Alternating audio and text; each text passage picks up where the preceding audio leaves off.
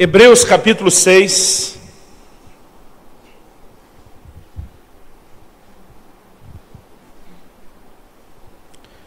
versos 1 e 2.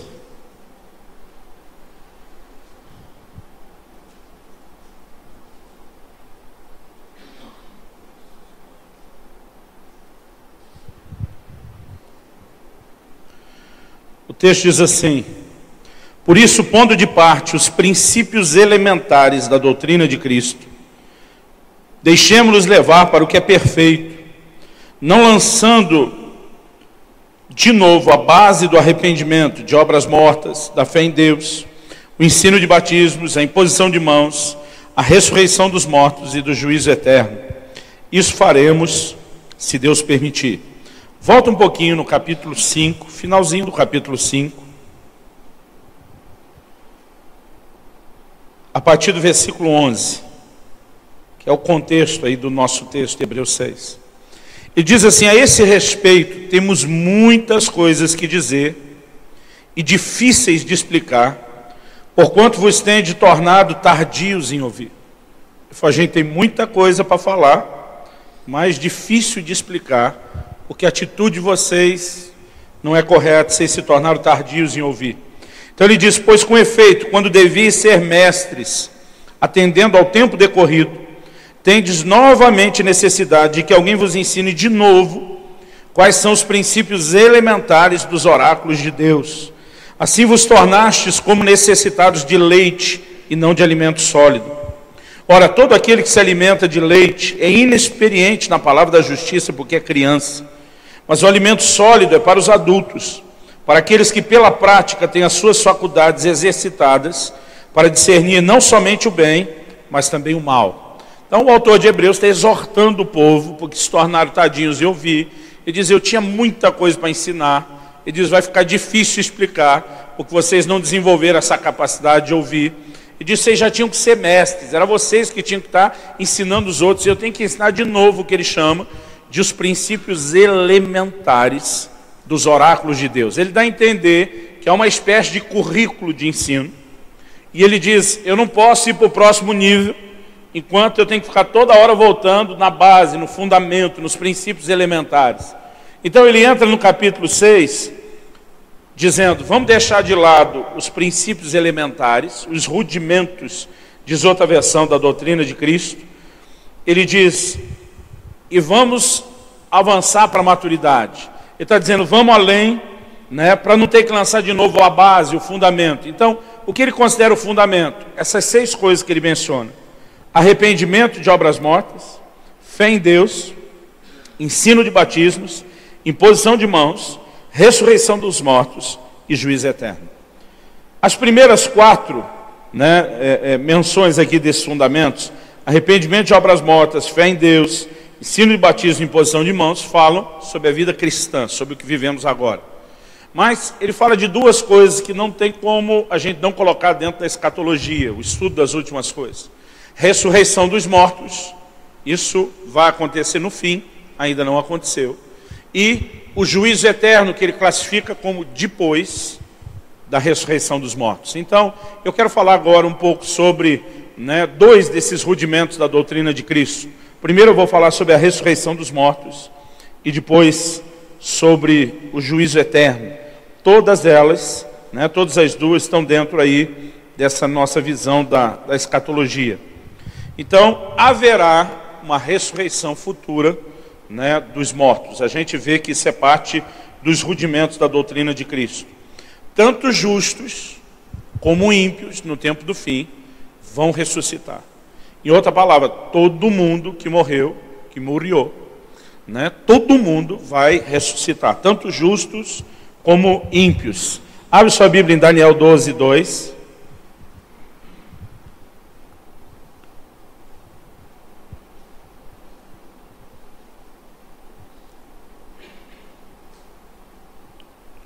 Daniel, livro do profeta Daniel, capítulo 12. Versículo 2, diz assim: muitos dos que dormem no pó da terra ressuscitarão, uns para a vida eterna e outros para a vergonha e horror eterno. Então, deixa eu fazer uma menção aqui, embora não seja essa a matéria que a gente está estudando. A expressão dormir, que aparece muito na Bíblia em relação à morte, ela normalmente está relacionada com o corpo, não com a alma. Existem alguns grupos que pregam e ensinam o sono da alma, né? Que o crente, quando morreu e está lá dormindo, ele não está consciente de nada. Eu não consigo ver base bíblica para você sustentar essa afirmação. Quando Jesus fala do rico e o Lázaro, tem gente que chama aquilo de uma parábola. Lugar nenhum da Bíblia diz que é uma parábola. A Bíblia diz, havia um homem rico, havia um homem chamado Lázaro. Né? Jesus não diz, é como se fosse, é semelhante. Ele diz, havia um homem, dá até o nome do homem. Ele está falando de um fato. E ele menciona esses dois depois da morte, bem acordadinhos. O próprio Jesus, ele diz para o ladrão da cruz, né? Hoje você vai estar comigo no paraíso, dando a entender que os dois estão juntos.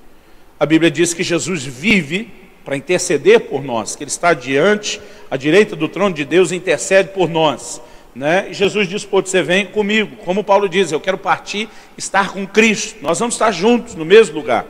O livro de Apocalipse fala das almas daqueles que foram mortos na tribulação, clamando por vingança, nenhum deles está dormindo. A expressão dormir, que é muito usada na Bíblia, ela está muito mais relacionada com a questão do corpo. A Bíblia diz, muitos dos que dormem no pó da terra. Ou seja, a Bíblia está se referindo à morte como, né, um estado que será mudado e revertido. Morte na Bíblia não tem a ideia de fim de existência, normalmente tem de separação. A Bíblia diz no livro de Tiago que o corpo sem o espírito está morto. Para nós a morte não é, uma interrupção na existência, é uma separação do corpo. O espírito e a alma, o homem interior, seguem para Deus, o corpo será sepultado. E a Bíblia diz, muitos que dormem no pó da terra vão ressuscitar. Em outras palavras, quando a Bíblia fala da ressurreição, ela está dizendo que o corpo vai despertar. Essa interrupção, essa separação que houve entre homem interior e exterior, um dia essa condição vai ser mudada. E ele diz assim, uns vão ressuscitar para a vida eterna e outros para a vergonha eterna. Né? O texto diz, de uma forma assim muito clara, que a ressurreição vai definir um destino e um padrão para uns, e um destino e um padrão para outros. Além do livro de Daniel, eu queria ler um outro texto bíblico com vocês, que é Atos 24:15. Quando o apóstolo Paulo está pregando, está debaixo do cumprimento da promessa de Deus, de que ele iria pregar diante de reis, ele começa a fazer a sua defesa, e ele tem a oportunidade de fazer essa defesa diante de reis. Então, ele se apresenta diante de Félix, Atos 24:15, e na sua fala, Paulo diz assim, tendo esperança em Deus, como também estes a têm, de que haverá ressurreição, tanto de justos como de injustos. Por isso, também o esforço por ter sempre consciência pura diante de Deus e dos homens. De novo, querido, a consciência bíblica é, em função daquilo que vem depois, ele diz, eu me esforço para viver de uma forma diferente aqui. Mas ele diz, eu tenho essa esperança em Deus, como todos têm, porque todos eles criam na mesma Bíblia, né, de que haverá ressurreição, tanto de justos como de injustos. O primeiro ponto na doutrina da ressurreição é a gente reconhecer que tem ressurreição. Isso foi profundo, né? O primeiro ponto na doutrina da ressurreição é reconhecer não só que haverá uma ressurreição, mas que todo mundo vai ressuscitar, seja justo, seja ímpio. Jesus diferenciou em João 5 a ressurreição da vida e a ressurreição do juízo. João 5, 28 e 29. Então, são aspectos diferentes, mas ele mostra que tanto aqueles que vão para a vida vão ressuscitar, como aqueles que vão ser julgados vão ressuscitar. João capítulo 5,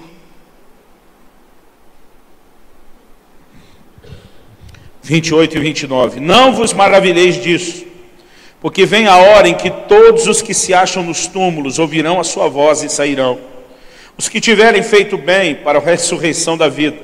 Os que tiverem praticado mal, para a ressurreição do juízo. Então haverá uma ressurreição para a vida, uma ressurreição para o juízo. E depois de reconhecer que todo mundo vai ressuscitar, não só justos, mas também injustos, a gente precisa, em segundo lugar, definir os momentos distintos da ressurreição. Eu já adiantei na palavra anterior que a Bíblia menciona uma primeira e a Bíblia menciona uma segunda ressurreição, né? Na verdade, a Bíblia fala mais da segunda ressurreição, então se tem segunda, é óbvio que tem primeira, né? O termo primeiro não aparece com a clareza com que o termo segundo aparece. Abre comigo aí em Apocalipse, no capítulo 20, no versículo 4.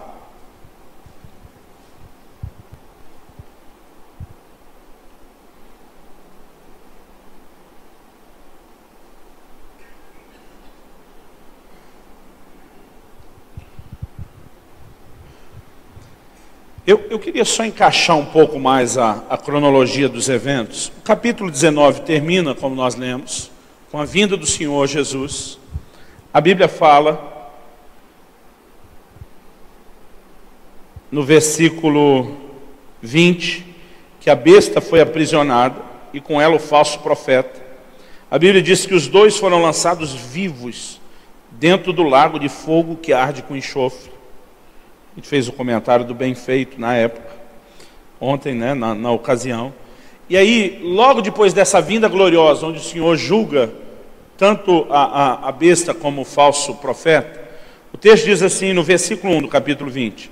Então vi descer do céu um anjo, tinha na mão a chave do abismo e uma grande corrente.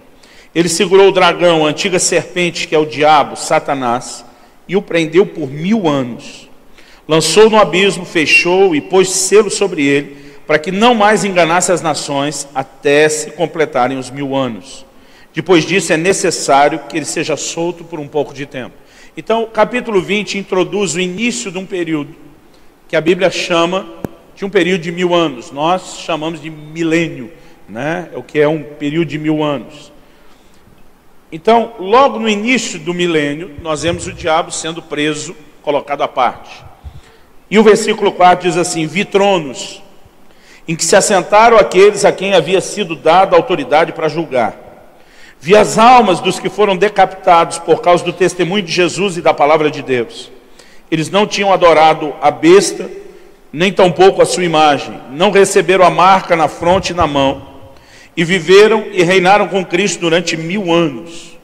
Então nós vamos falar sobre isso na segunda palavra, do que é esse período de 1000 anos, um período de reinado, um período de governo. Versículo 5. O restante dos mortos não reviveram, até que se completassem os 1000 anos. Esta é a primeira ressurreição. Bem-aventurado e santo é aquele que tem parte na primeira ressurreição. Sobre estes a segunda morte não tem autoridade. Pelo contrário, serão sacerdotes de Deus e de Cristo, e reinarão com ele 1000 anos. Então, uma ressurreição que acontece antes do milênio. Versículo 7. Quando, porém, se completarem os 1000 anos, Satanás será solto da sua prisão. Vai fazer um último servicinho para Deus. A Bíblia diz, sairá seduzir as nações que há nos 4 cantos da terra, Gog e Magog, a fim de reuni-las para a peleja. O número dessas é como a areia do mar.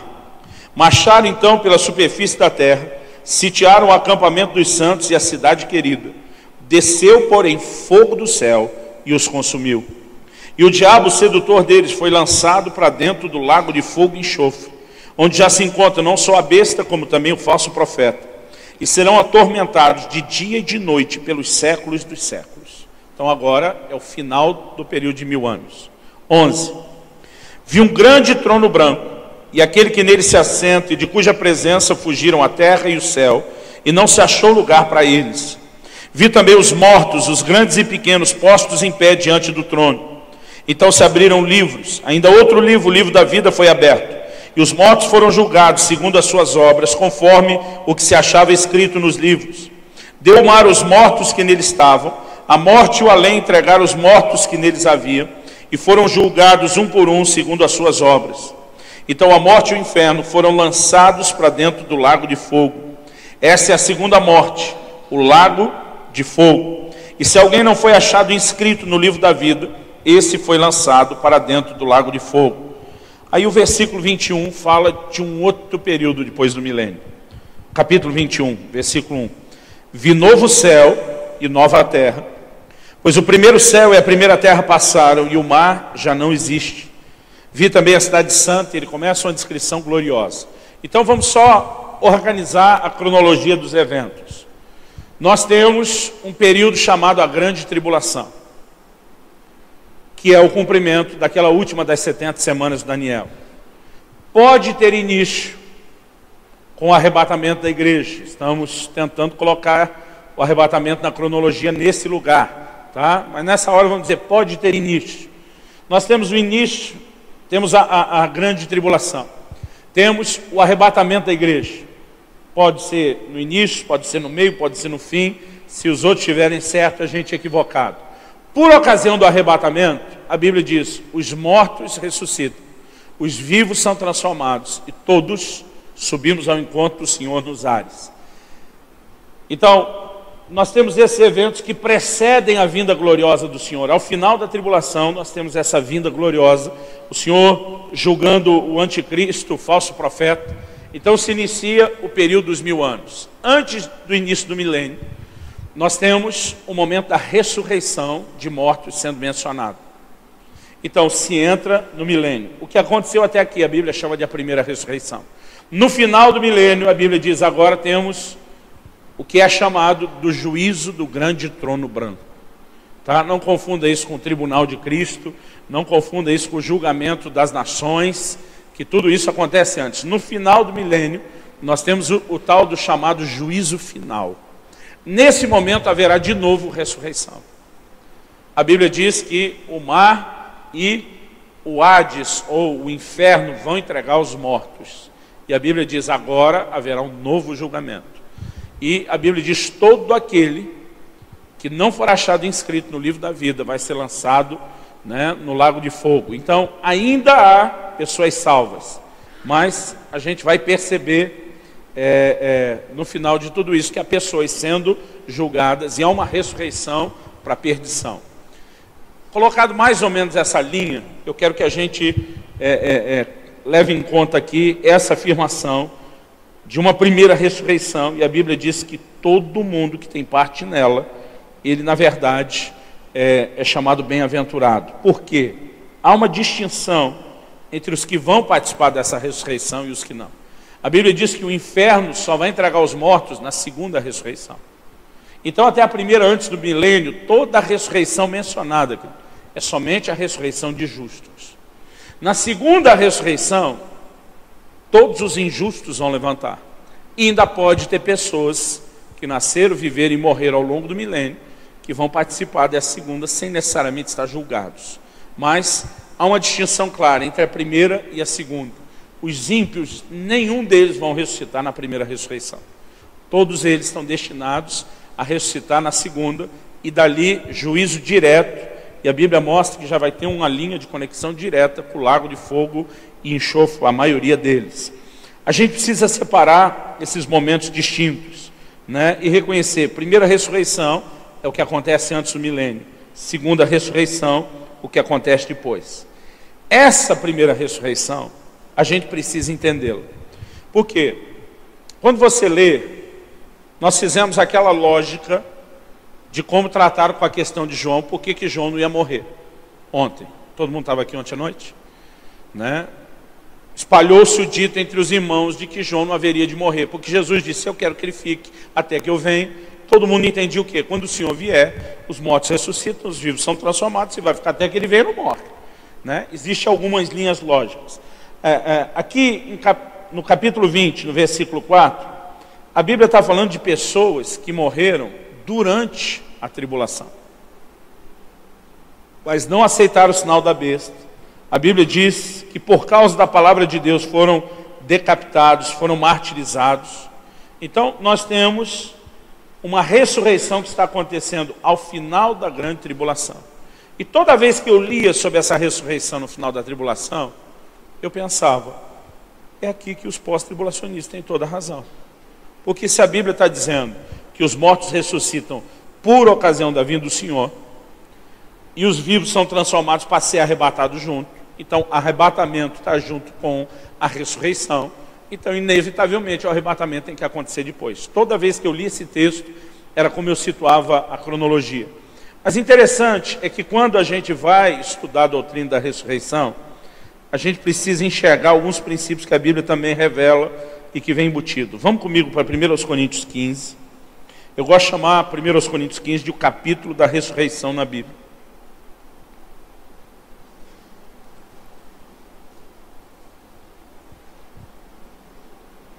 1 Coríntios, capítulo 15.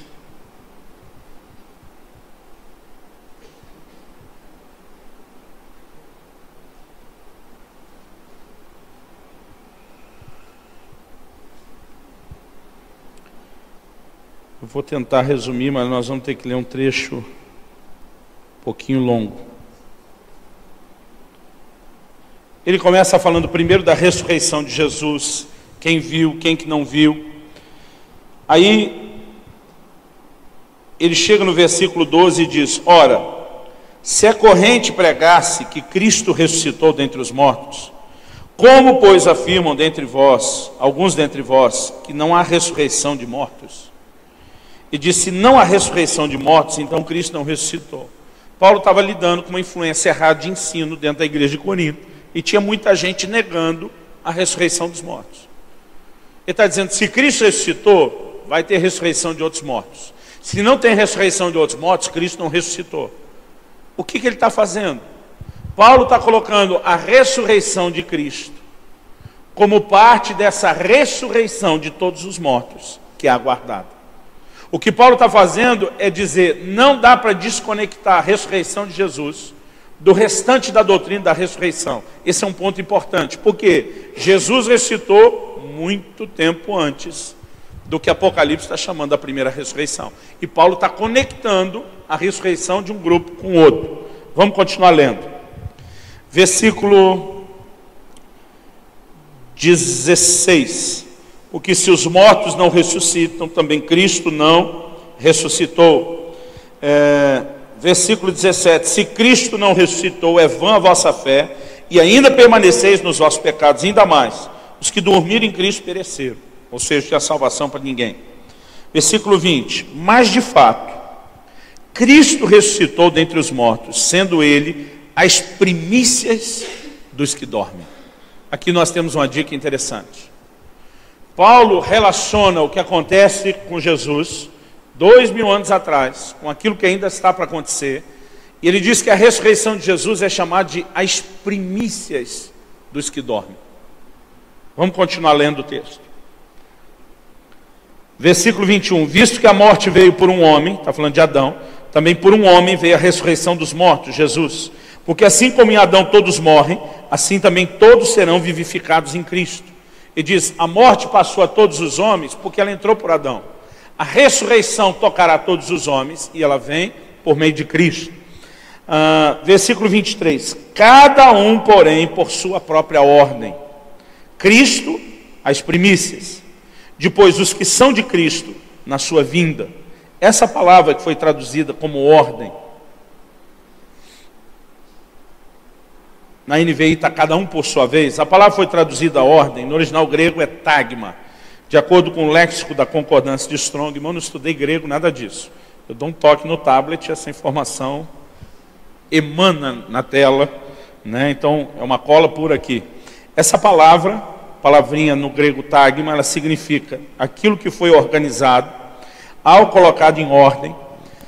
Era também usado para falar de um corpo de soldados, de uma corporação, de um bando, de uma tropa ou de uma classe. Quando o exército marchava nos seus batalhões, por exemplo, o Império Romano tinha suas legiões. Cada uma dessas legiões era um tagma. Quando eles dividiam as legiões em batalhões, cada batalhão era um tagma. Era um grupo que tinha uma ordem, né?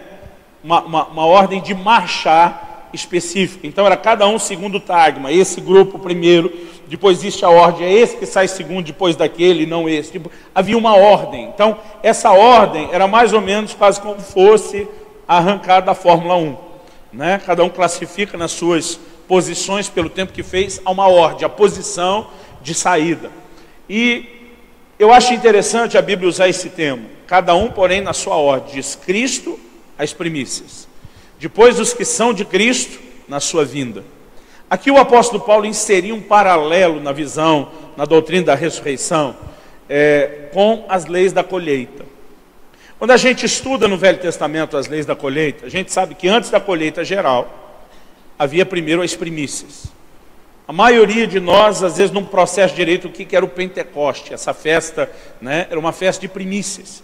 É por isso que, quando a Bíblia fala do derramar do Espírito Santo em Pentecostes, a Bíblia também usa o termo que nós temos, Romanos 8, diz que nós temos as primícias do Espírito. Há uma relação com o que acontece ali, porque a festa de Pentecostes tem a ver com primícia. O camarada entrava no campo, quando chegava a hora da colheita, abraçava um feixe, normalmente era assim que eles faziam a colheita, né, com um braço. Eles seguravam o que era um feixe e passava a foice. Fechava, separava aquele feixe. Então o Senhor disse, quando chegar a hora da colheita, tira o primeiro feixe. Aí Deus diz, para de colher. Pega esse primeiro feixe, leva para o sacerdote. O sacerdote vai apresentar numa oferta de movimento diante de Deus. Depois que você consagrar a Deus as primícias, você vai passar o restante dos dias colhendo. Mas antes de você comer do fruto que você está colhendo, você volta de novo ao fim de 50 dias. A palavra Pentecostes significa 50. Você vai voltar ao fim de 50 dias. E você vai trazer agora o pão das primícias. E só depois disso é que de fato existe a colheita. Então havia uma separação entre o momento das primícias e da colheita geral.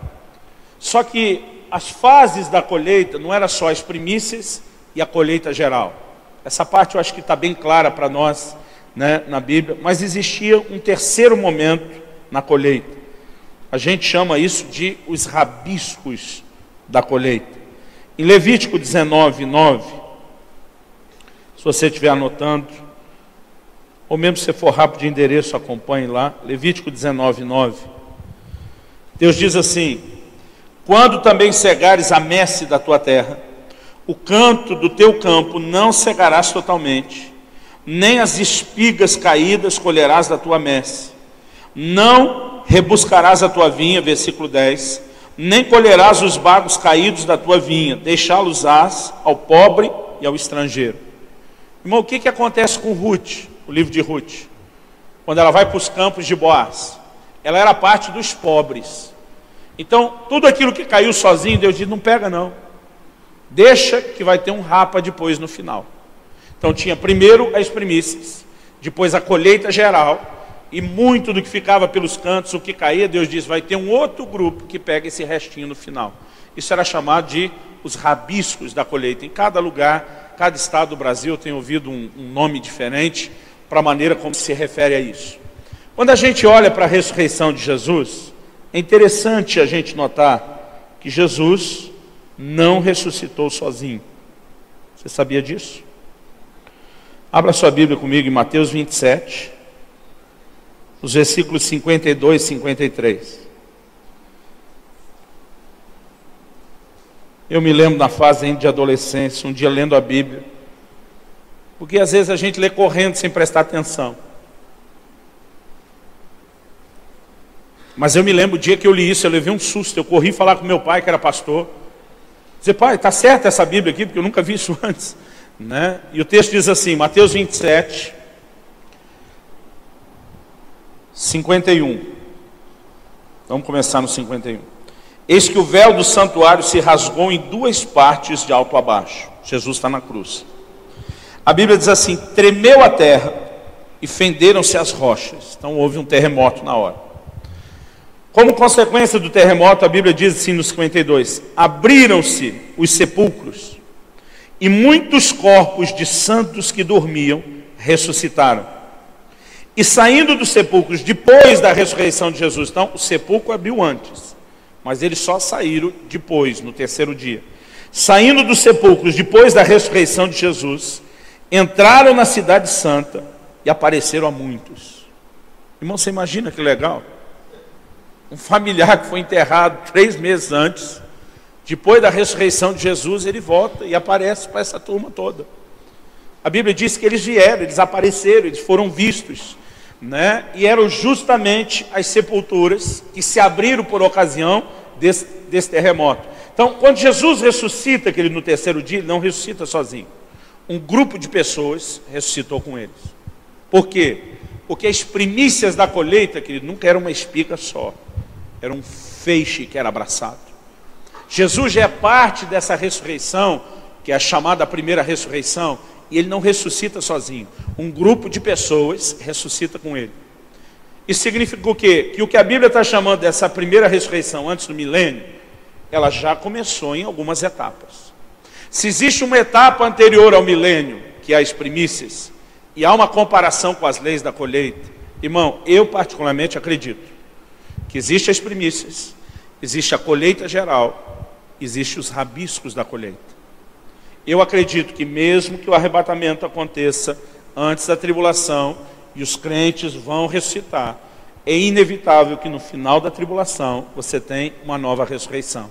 Só que Apocalipse é muito específico sobre a ressurreição de quem? Dos santos que morreram na tribulação.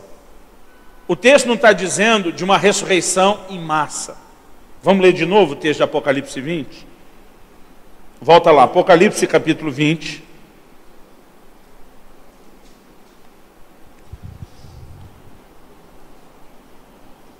Vi também tronos, versículo 4. Neste sentaram-se os que foi dada a autoridade para julgar. Vi ainda as almas dos decapitados por causa do testemunho de Jesus, bem como por causa da palavra de Deus, os que não adoraram a besta, nem receberam a sua imagem, nem receberam a marca na fronte e na mão. A Bíblia diz, e reviveram.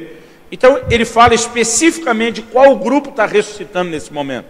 E depois ele diz no 25, o restante dos mortos. Então, se não houve uma ressurreição anterior, antes da tribulação, tirando esse grupo dos mártires da tribulação, o restante ficou tudo para depois. Se não há uma ressurreição junto com o arrebatamento antes da tribulação, eu e você perdemos esse bonde, vamos ressuscitar só depois do milênio. Só que a Bíblia diz, bem-aventurados os que têm parte na primeira ressurreição. Nós temos direito a ela. Você pode dizer amém? Então isso me faz entender, querido, que a menção de um pequeno grupo ressuscitando depois, porque todos os que vão reinar com Cristo no milênio são pessoas que os mortos já ressuscitaram, os vivos foram transformados e a gente entra nesse estado para reinar com Cristo. Então essa turma que foi sendo salva durante a tribulação, eu creio, irmão, que a tribulação vai ser um tempo de salvação. Obviamente não para aqueles que perderam. Outro dia eu conversei com o irmão, falei, e aí, queridão, como é que está a fé? Ele olhou para mim e disse assim, que fé? Eu já levei um susto. Eu falei, como assim que fé? Acho que ele viu o que ele tinha falado, ele tentou dar uma arrumada. Não, que tem a fé para salvação, tem a fé para circunstância, que é para vencer os problemas. Eu falei, já que você fez a distinção, agora eu quero saber das duas. Ele falou, pastor, a fé é para salvação, eu estou tentando crer na doutrina da repescagem. Eu quero ver se eu subo na segunda chamada, que na primeira eu estou lascado. Aí eu falei, e a fé para circunstância, pelo menos salva? Ele falou, pastor, essa está pior ainda. Ele falou, até quando eu vejo a luz no fim do túnel, eu acho que é um trem que entrou para me pegar. Né? Então tem pessoas hoje tentando acreditar numa repescar. Gente, isso é engano. Nenhum de nós tem que ter fé para a segunda chamada. Nós temos que ter fé para a primeira chamada. Você pode dizer amém? Pelo amor de Deus, diz amém, irmão. Amém. Aleluia. Então, eu olho para algumas pessoas e me parece que existe um conceito de que não, ou esse tempo não tem salvação para ninguém. Existe uma pregação, irmãos, de que o tempo da graça acabou, que a forma de ser salvo na tribulação é morrer. Irmãos, isso não é a forma de ser salvo, é a obediência à salvação que abraçamos que vai custar a morte. Se uma pessoa está sendo salva porque morreu, nós estamos anulando completamente o sacrifício de Cristo. A pessoa não é salva porque morreu, ele vai morrer porque foi salvo. Você entende a diferença? Então a gente precisa mudar isso, porque o que vem sugestionado nos livros e no filme deixado para trás, acabou a época da graça, agora você tem que morrer para se salvar. Digo, o crente, se salva vivo, é bem melhor, né? Agora, haverá pessoas se convertendo durante esse período, eles vão obviamente pagar um alto preço por não se dobrar ao anticristo, e eles serão ressuscitados ao final. Essa ressurreição, querido, ela vem então em 3 etapas. As primícias, Cristo e aquela primeira galera. Eu vi outro dia um pastor pregando que a razão pela qual José mandou levar os seus ossos do Egito, né? Ele ainda tentando situar o lugar da sepultura de José pertinho do lugar onde Cristo ressuscitou. E eu não sei como ele arrancou uma forma de garantir que José está nessa primeira leva das primícias. Irmãos, eu não consigo enxergar isso, né, de forma clara na Bíblia. Também não tenho motivo para dizer totalmente impossível, mas nós só vamos saber o dia que chegar lá. Irmão, pensa num cara que tem uma lista de perguntas para fazer para Deus. Como a Bíblia diz que no céu nós vamos conhecer como somos plenamente conhecidos, a Bíblia diz que agora a gente conhece em parte. Depois nós vamos conhecer como somos plenamente conhecidos, ou seja, vamos conhecer totalmente. Irmãos, eu já tenho uma lista de perguntas enorme, né? Mas eu vou dizer para Deus, não, o senhor pode, não precisa se preocupar comigo, só o senhor. Né? Pode deixar eu um pouco com Moisés, um pouco com Paulo, um pouco com Elias, um pouco com Davi, eu vou me virando. O que eles não der conta, depois nós vamos, né, ter essa conversa. Então, você pode ter certeza que eu vou querer entender um pouco mais do mistério de José. Mas eu acho que tentar forçar isso goela abaixo, como eu mesmo conjuguei o verbo, é forçado, né? Mas vamos continuar a ideia aqui, porque o tempo continua passando muito rápido. Então nós vamos ter os momentos distintos, não só entre primeira e segunda ressurreição, mas a primeira é um ato contínuo em 3 etapas: primícias, colheita geral e os rabiscos da colheita. Quando será a ressurreição?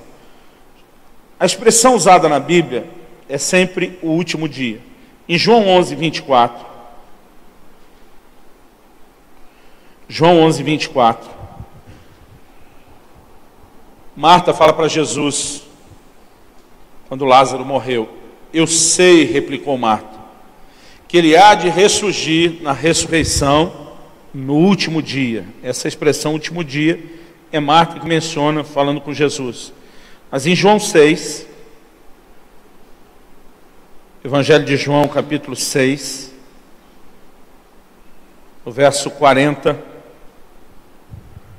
Jesus diz: de fato a vontade de meu Pai é que todo homem que vir o Filho e nele crer tenha a vida eterna, e eu o ressuscitarei quando? No último dia. Versículo 44. Ninguém pode vir a mim se o Pai que me enviou não o trouxer, e eu o ressuscitarei quando? No último dia. Deixa eu ver se tem mais algum versículo aqui em João 6, eu tenho a impressão que tem. 54. Quem comer a minha carne e beber o meu sangue tem a vida eterna, e eu o ressuscitarei no último dia. Agora, essa expressão último dia, eu creio que o Senhor está indicando quando a gente chegar ao momento final, ao desfecho. Essa vinda do Senhor Jesus, onde os crentes ressuscitam antes do arrebatamento, eu creio que para nós é o último dia. Aqueles que se converteram depois, já não eram parte, vão ter uma opção ainda antes do milênio. Os injustos vão ressuscitar somente no final de tudo isso. A expressão último dia, querido, eu não creio que está falando de um dia de 24 horas, mas está falando do desfecho. O desfecho do justo é diferente do desfecho do ímpio. Então, eu acho que em termos de situar quando acontece, né, a gente tem que fazer essa distinção do último dia do justo e último dia do ímpio. Então, nós temos algo antes do milênio para os justos, depois do milênio para os injustos. O que acontecerá depois da ressurreição? Lucas 14, 14.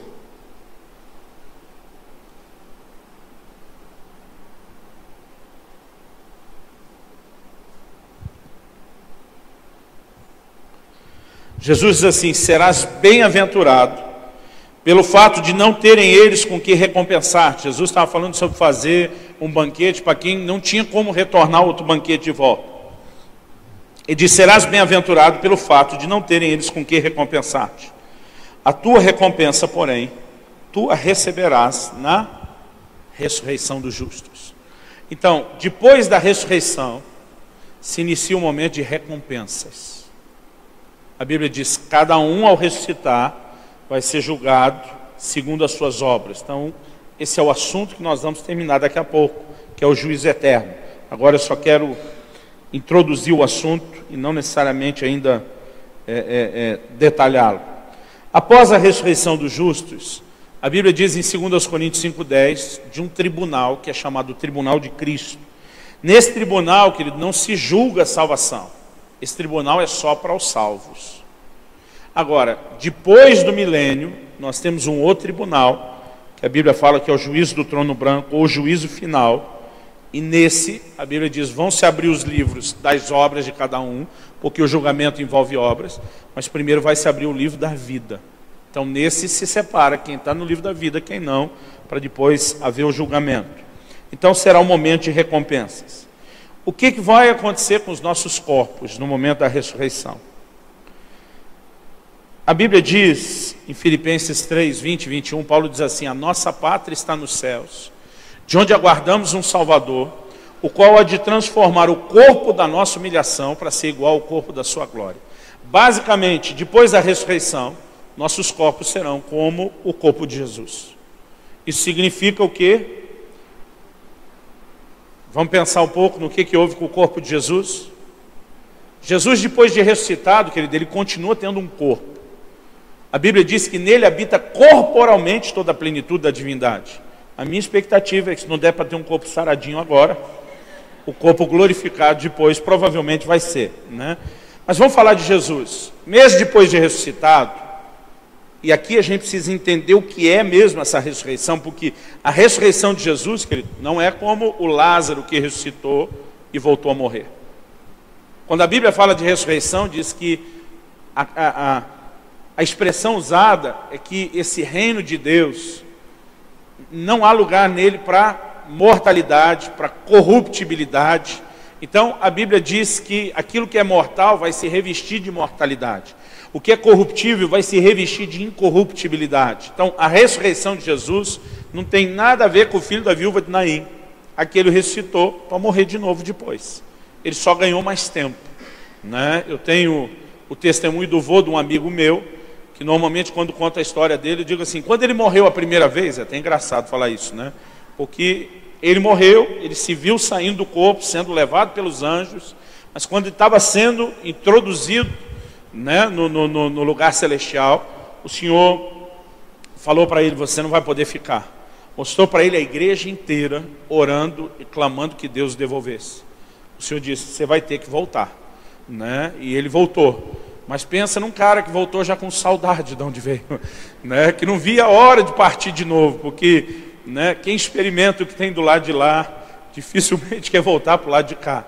Eu estou relendo um livro agora muito interessante chamado O que eles disseram a um passo da eternidade, né? Pessoas com essa experiência na hora de partir, com aquilo que viram, com aquilo que ouviram. Para o cristão, querido, a morte não é algo ruim. Eu gosto de dizer que o crente não morre, ele é promovido e transferido, né? Transferência porque ele sai da filial, vai lá para a matriz, né? E promoção porque vai trabalhar mais perto do chefe, aleluia. Mas o texto diz que o nosso corpo vai ser como de Jesus. Então vamos voltar. Jesus, ele tem um corpo glorificado após a ressurreição.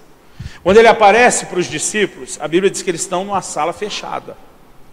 Jesus não entrou pela porta. Ele não bateu na porta, alguém teve que abrir para ele entrar. A Bíblia diz que ele apareceu no meio deles. E ele diz assim, Tomé, põe a sua mão e toca as minhas feridas. Ele podia ser apalpado. Jesus diz para eles, um espírito não tem carne e osso, como vocês veem que eu tenho. Então, ele tem um corpo de carne e osso. No entanto, do jeito que apareceu, a Bíblia fala dele sumindo diante deles, dos discípulos no caminho de Emaús. Irmão, significa que depois do corpo glorificado, você não vai ter mais que andar de ônibus, aleluia. Vai ter teletransporte, daqui para lá, de lá para cá, né? É uma coisa assim, a gente diria, é lógico, nessa altura do campeonato, nós nem estamos nem aí com ônibus, né, irmão? Se tiver um meio de transporte, vai ser carruagem de fogo, aleluia. Então, apesar da brincadeira com o ônibus, eu acho que eu banalizei demais a ressurreição. Vamos imaginar, querido, um estado glorioso. Jesus comeu com os discípulos. A Bíblia diz que ele senta na praia, come com eles. Eu não sei exatamente como é que funciona isso, dele comer junto, né? Até porque Paulo diz que Deus fez o estômago para os alimentos, o alimento para o estômago, ele vai destruir tanto um como o outro, né? Alguém disse, não, isso vai destruir, é a hora que o homem morre, né? Não quer dizer que lá no céu não se come. A Bíblia fala de comer do fruto da árvore da vida, mas talvez já num processo pelo estômago, não sei como isso funciona. Agora, quando a gente pensa nessa ressurreição, a gente tem que entender que nós seremos, a Bíblia diz, ontem nós lemos 1 João 3,2, sabemos quando Ele se manifestar, seremos semelhantes a Ele, porque assim como Ele é, nós o veremos. Você pode dizer amém? 1 Coríntios 15, vamos voltar para lá, capítulo da ressurreição, verso 48.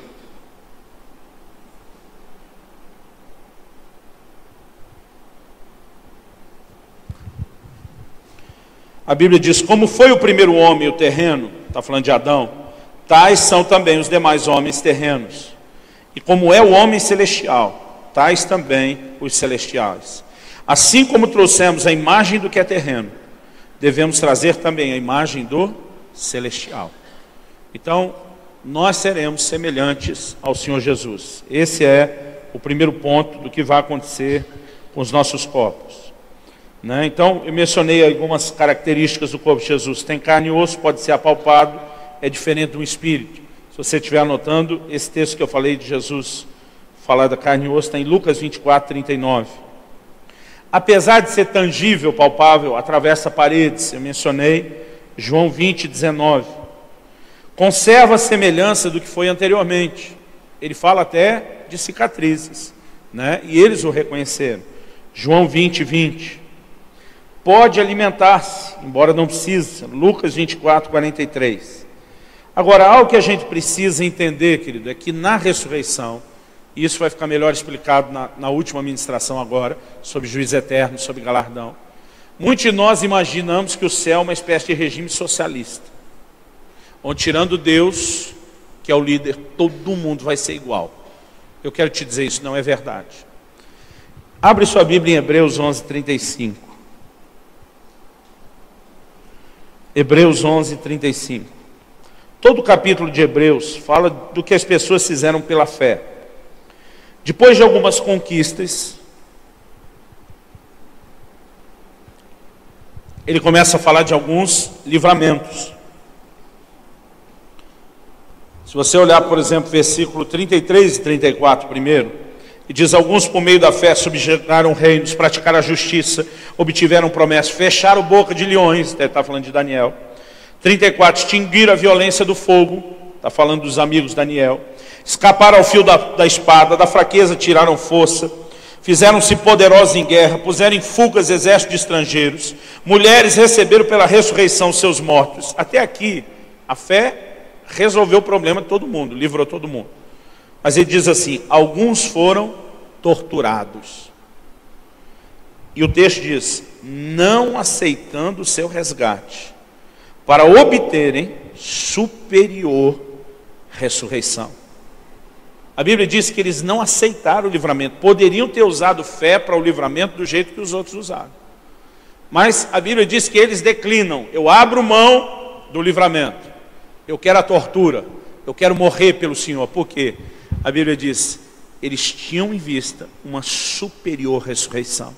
Querido, no momento da ressurreição, todo mártir que morreu pela causa do Evangelho vai ter uma ressurreição diferenciada. Ele vai ter uma manifestação de glória diferenciada. Isso é bíblico e ponto final. Vamos voltar para 1 Coríntios 15.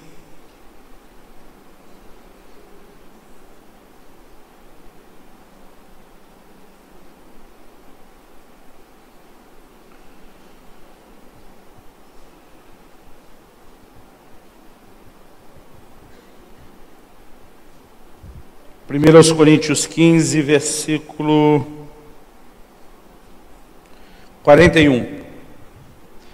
Ele diz, uma é a glória do sol, outra a glória da lua e outra das estrelas. Porque até entre estrela e estrela há diferenças de esplendor, de brilho. Pois assim também é a ressurreição dos mortos. Olha o que ele está dizendo. Uma é a glória do sol, outra da lua, outra das estrelas. Ele diz, até entre estrela e estrela tem diferença de brilho. Assim também é na ressurreição dos mortos. O que ele está dizendo? Quando ressuscitarmos, não vamos todos manifestar necessariamente o mesmo nível de glória. A dimensão de glória de cada um tem muito a ver com o que nós vamos falar na próxima palavra. Só para fechar o conceito da ressurreição dos mortos, Eu quero lembrar você que não é só o justo que vai ressuscitar. A ressurreição do justo significa gozo, é para a vida eterna. Mas para os ímpios significa sofrimento com o corpo. Irmãos, a alma de quem pereceu já está sofrendo juízo no inferno. O rico começa a suplicar. Pede para o Lázaro que está aí no seio de Abraão, molhar a ponta do dedo na água e dar uma pingadinha na minha língua. E diz, o negócio está feio para o lado de cá. Só que a Bíblia diz, querido, que ele está lá numa condição espiritual. Agora, os corpos vão ressuscitar. Em Mateus 10, 28, Jesus diz assim, não temam aqueles que podem matar o corpo. Ele está falando dos homens que queriam nos ameaçar e perseguir por pregar o evangelho. Ele diz, não tem medo de quem pode matar seu corpo. Ele diz, temei antes aquele que pode fazer perecer tanto a alma como o corpo no inferno. A Bíblia mostra que o destino final do ímpio, querido, é ter não só a alma, mas é ter o corpo consigo ardendo no inferno. E aí a coisa complica. Vamos terminar lendo o texto de Isaías 66, que Jesus citou em Marcos 9. Muita gente não sabe que o que Jesus menciona lá em Marcos 9, falando do inferno, é esse texto de Isaías 66, 24. É o último versículo de Isaías. O texto diz assim, eles sairão e verão os cadáveres dos homens que pecaram contra mim, porque o seu verme nunca morrerá, nem o seu fogo se apagará, e eles serão um horror para toda a carne. Sairão e verão os cadáveres dos homens que pecaram contra mim. Irmão, toda essa ideia de zumbi que você vê do cinema, né? Você pode ter certeza que isso foi inspirado em alguma verdade espiritual. Nós vamos ressuscitar para a glória, outros vão ressuscitar para a perdição. A Bíblia diz de um cadáver onde o verme não morre, vai consumir eternamente aquele cadáver. Consome, não acaba. O fogo, né, diz a Bíblia, também não apaga. Vamos comigo lá para Marcos 9. Nós vamos ver que Jesus aplicou esse texto ao inferno. Ele diz no versículo 47, se um dos teus olhos te faz tropeçar, arranca-o. É melhor entrares no reino de Deus com um só dos teus olhos, do que tendo os dois, seres lançados no inferno, onde não lhes morre o verme, nem o fogo se apaga. Essa expressão ele usou várias vezes, né? No 43, se tua mão te faz tropeçar, corta. É melhor entrares maneta na vida do que tendo as duas mãos ires para o inferno, para o fogo inextinguível, onde não morre o seu verme, nem o fogo se apaga. Depois ele fala de cortar o pé, 46, onde não lhes morre o verme, nem o fogo se apaga. Em todas as três vezes que ele fala do inferno, ele coloca essa inserção de um lugar. Ele diz, é melhor entrar maneta na vida. Ele diz, você perdeu parte do corpo, mas você está garantindo a vida. Eu não creio, querido, que quando o nosso corpo ressuscitar, ele vem com deficiência. Porque senão quem foi cremado estava lascado, né? Ia subir num vasinho, né? Não... Imaginei até a cena, perdão. Cada um de nós vai ser plenamente restaurado. Por isso que eu falei, a minha expectativa, se emagrecer aqui, irmão, eu chego magrinho lá, eu tenho certeza. Agora, os corpos serão ressuscitados também para a perdição eterna. Então, essa visão, querido, da ressurreição e do juízo se segue, é muito forte. Ok, vamos terminar com a última palavra, falando sobre o juízo eterno. A gente já viu em Hebreus 6 que esse é um dos rudimentos da doutrina de Cristo. Por que o nome juízo eterno? Eu particularmente acredito que é porque o que nessa ocasião se julgar vai ser para toda a eternidade. O julgamento para a salvação se define aqui na terra, em crer ou receber a palavra de Deus ou não. Isso não muda depois. A gente vê na história que Jesus conta do rico e o Lázaro, que ele queria dar uma consertada depois. E o Senhor diz, olha, Abraão explica para ele, tem um abismo entre nós e vocês. Os daí não podem vir para cá, nem os de cá podem ir para aí. Graças a Deus, né, irmãos? Agora, nós sabemos que o destino eterno se define antes aqui na terra e que isso não vai ser mudado depois. Em Marcos 16, né, Jesus disse, quem crer e for batizado será salvo. Quem não crer já está condenado. Nem diz será, já está. Então, crer ou não crer determina se a pessoa vai viver antecipadamente essa sentença de condenação ou se ela vai ser inocentada pelo sacrifício de Cristo. O juízo que vem depois não é para a questão de salvação, tá certo? Ele sempre vai tratar se houve ou não salvação. Em João 3,16, a Bíblia diz: Deus amou o mundo de tal maneira, né, que deu seu Filho unigênito, para que todo aquele que nele crê não pereça, mas tenha vida eterna. O propósito de Deus é salvar as pessoas eternamente. No versículo 18, Jesus diz assim: quem nele crê não é julgado. O que não crê já está julgado. Então, o que não crê não vai ser julgado. Perdão, o que crê não vai ser julgado. O ato de crer em Jesus me poupou do julgamento. Porque a minha fé, ela reconhece que Jesus já foi julgado em meu lugar para que eu não seja. Agora a Bíblia diz: o que não crê já está julgado. Na tradução da Bíblia, na linguagem de hoje, do pastor Luciano Subirá, diz: está lascado. Porquanto não crê no nome do unigênito Filho de Deus. Deixa eu ler só mais um texto. João 12, 48.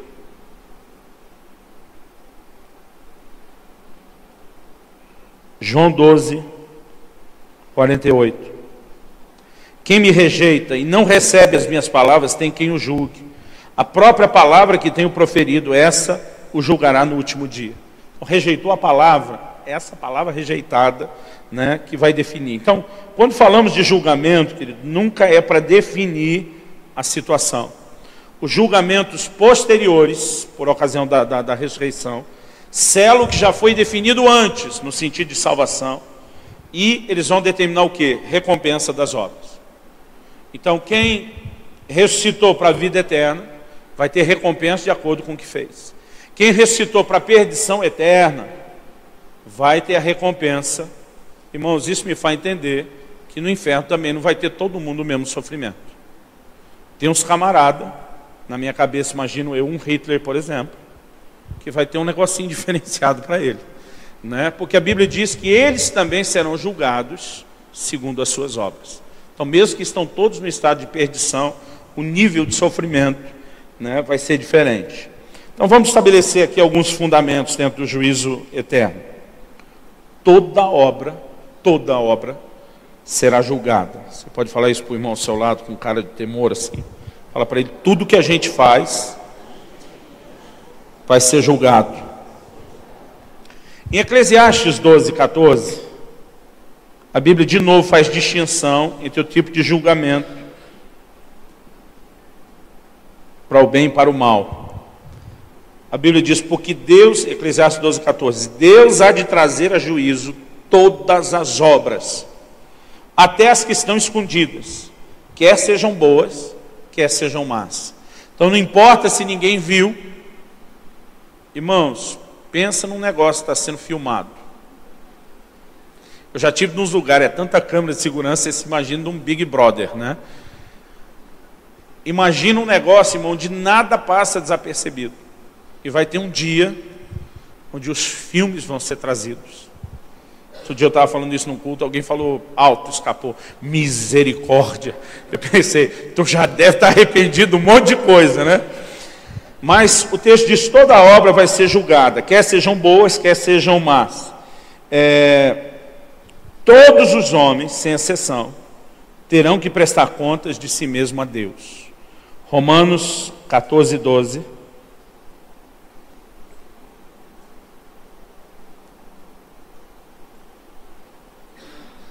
Romanos 14, 12 diz: assim, pois, cada um de nós dará conta de si mesmos a Deus. Cada um, não é para todo mundo. Em Hebreus, no capítulo 4 também,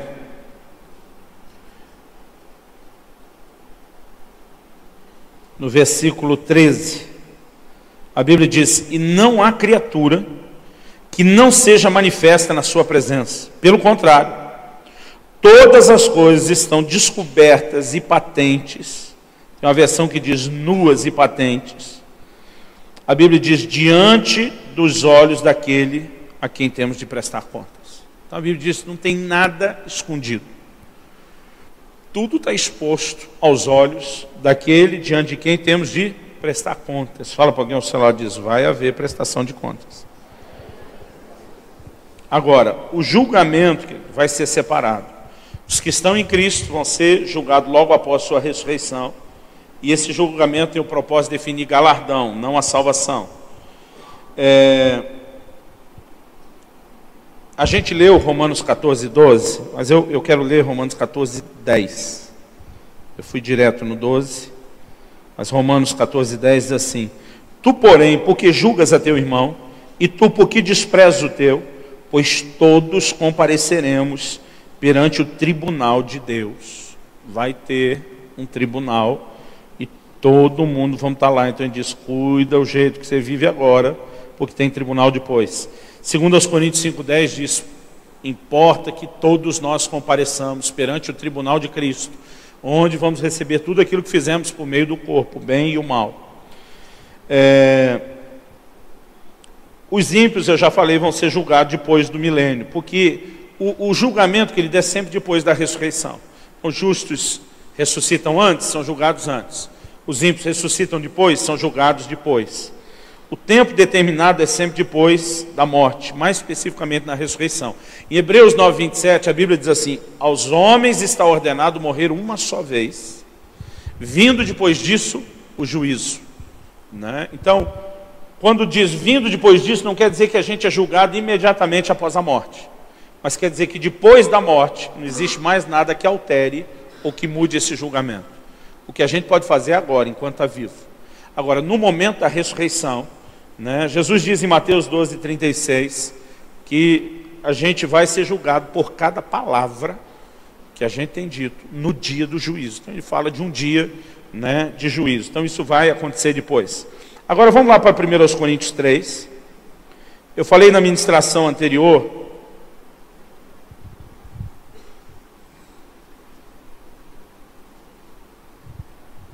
mas eu estou correndo tanto, achando que já era quase 9h30.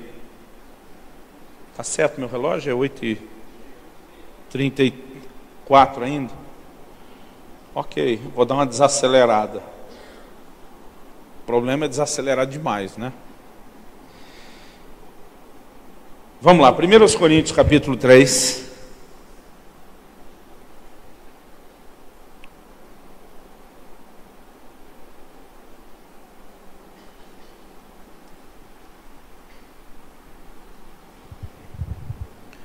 Versículo 8. Ora, o que planta e o que rega são um, e cada um receberá o seu galardão. Diga, cada um. Cada um receberá o seu galardão como? Segundo o seu próprio trabalho. A NVI diz: cada um será recompensado de acordo com o seu próprio trabalho. Então, qual será a recompensa depois, irmão? Depende do trabalho de cada um. Ok? Vamos continuar. Versículo 10. Segundo a graça de Deus que me foi dada, lancei o fundamento como prudente construtor, e outro edifica sobre ele, sobre o fundamento. Porém, cada um veja como edifica. Paulo diz, o fundamento já está lançado. No versículo anterior, ele tinha dito, vocês são lavoura de Deus e são edifício de Deus. Quando ele fala de edifício, ele diz, eu já coloquei o fundamento. E ele vai dizer no versículo 11 que o fundamento é Jesus e não pode ser mudado. Agora, depois que Jesus entrou na vida de alguém, o fundamento foi colocado, a Bíblia diz, algo vai ser construído. É como um edifício. Ele diz, mas cada um veja como é que vai construir. Porque o jeito que a gente decidir construir sobre o fundamento, determina o que é que vem depois. Então vamos lá, 12. Contudo, se o que alguém edifica sobre o fundamento é ouro, prata, pedras preciosas, ele começa falando que de uma construção cara, de um negócio assim, finesse. Mas depois, ele diz assim, madeira, feno e palha. Interessante que madeira, feno e palha, diferente do que ele falou antes, não é só o valor da construção, mas a gente vai ver que vai vir sobre essa construção tal de fogo. Versículo 13. Manifesta se tornará a obra de cada um, pois o dia, esse dia é o dia do juízo, o dia demonstrará, porque está sendo revelada pelo fogo, E qual seja a obra de cada um, o próprio fogo provará. Então Deus tem um teste, né, para tudo aquilo que eu e você construímos. Deus vai sapecar fogo em cima. E Ele vai ver se o que nós construímos suporta o fogo. Versículo 14. Se permanecer a obra de alguém que sobre o fundamento edificou, esse receberá galardão, recompensa. O que aguenta o fogo, irmão? Ouro aguenta o fogo, prata aguenta o fogo, pedra preciosa aguenta o fogo. Então ele não está falando só do quão chique era o prédio, mas de com qualidade foi feito no sentido de duração. Agora, se o camarada edificou, em vez de uma mansão dessa, uma favelinha, um barraquinho de madeira coberto de feno e palha, o texto diz assim no versículo 15, se a obra de alguém se queimar, sofrerá ele dano. Irmão, presta atenção nessa frase, sofrerá ele dano. Porque muito crente imagina que nós vamos ter esse regime socialista. Esse julgamento, querido, não é de salvação, é só dos salvos. Olha o que o texto diz, sofrerá ele dano, mas esse mesmo será salvo. Então o dano não é perder salvação. Esse mesmo será salvo, todavia, como que através do fogo. Chamuscadinho, né? Vai entrar salvo, mas sapecadinho no fogo. Agora, o que é esse dano? Significa, versículo, vamos continuar. Se a obra de alguém se queimar, sofrerá ele dano. O dano aqui é o contraste do outro que recebeu o galardão, mas será salvo, todavia, como que através do fogo. Então, a Bíblia fala de pessoas que, ao serem julgadas, vão ter a recompensa do que fizeram, mas outros não vão ter recompensa. E não é só porque não fizeram, é porque não fizeram direito, é porque não fizeram algo que sobrevive ao fogo. Então, irmãos, tem crente imaginando que o céu vai ser tipo aquelas Coab, aquelas casinhas tudo igual uma a outra, né? Ele chega, está todo mundo nivelado. Eu quero dizer, não vai ser bem assim, não. Outro dia um irmão falou para mim, pastor Luciano, eu admiro como o senhor é desprendido das coisas dessa vida, como o senhor não tem ambição. Eu falei, pode parar. Você acha que não tem ambição porque você está olhando a partir da sua ambição, porque você ambiciona demais o que é terreno. Eu falei, eu talvez seja mais ambicioso que você. Eu falei, a diferença é a nossa ambição. Enquanto você está obcecado por construir algo aqui, eu estou obcecado pelo que vem do lado de lá. Eu falei, eu tenho uma ambição. Talvez eu nunca seja rico do lado de cá, mas meu irmão do lado de lá, me aguarde. Isso me faz lembrar de uma história de uma irmã que passou para a glória. E aí quando chegou lá, o anjo diz, olha, já foi avaliado tudo que a senhora fez, sua ficha de trabalho chegou aqui, e depois de considerado, nós já decidimos qual é a sua recompensa. E ela diz, me acompanhe, e chegou lá. Vocês já conhecem essa história do Fusca 69, não? Vocês conhecem essa história do Fusca 69? Só você, quase que eu não conto. É porque você nasceu quando? Tô brincando. Esses dias eu falei Fusca 69, meu filho falou, o que é isso, pai? Então, a mulher foi dirigida lá pelo anjo, e ele falou, está aqui sua recompensa, um Fusca 69. Eu falei, mas só isso? Eu trabalhei legal, eu achei que ia ter uma coisinha melhor. Aí disse, deve ter algum engano. O anjo falou, no céu não tem engano. Tá certo, não tem Fusca 69 também, né? Mas ele diz, no céu não tem engano, é isso aí. E ela ficou assim, meia, para não dizer triste, ela não ficou tão empolgada. Mas depois de um tempo, o céu também não tem tempo, né? O anjo passa por ela e vê ela empolgada, dando uma encerada no Fuscão, assobiando um hino. O anjo disse, ei, parece que você mudou o humor, parece que você já está um pouco mais empolgada com a sua recompensa. Ela olhou para o anjo, sorriu e falou, depois que eu vi o meu pastor andando de bicicleta, eu fico imaginando como é que vai ser as coisas lá, meu irmão.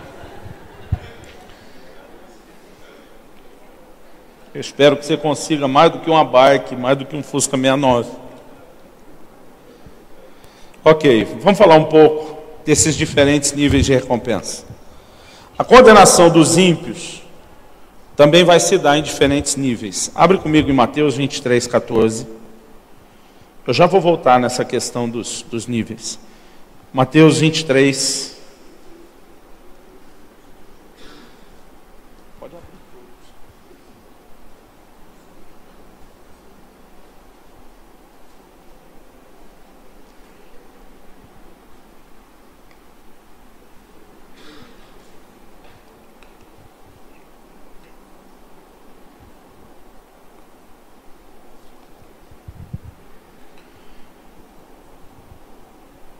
Ok, Mateus 23, 14 que eu falei.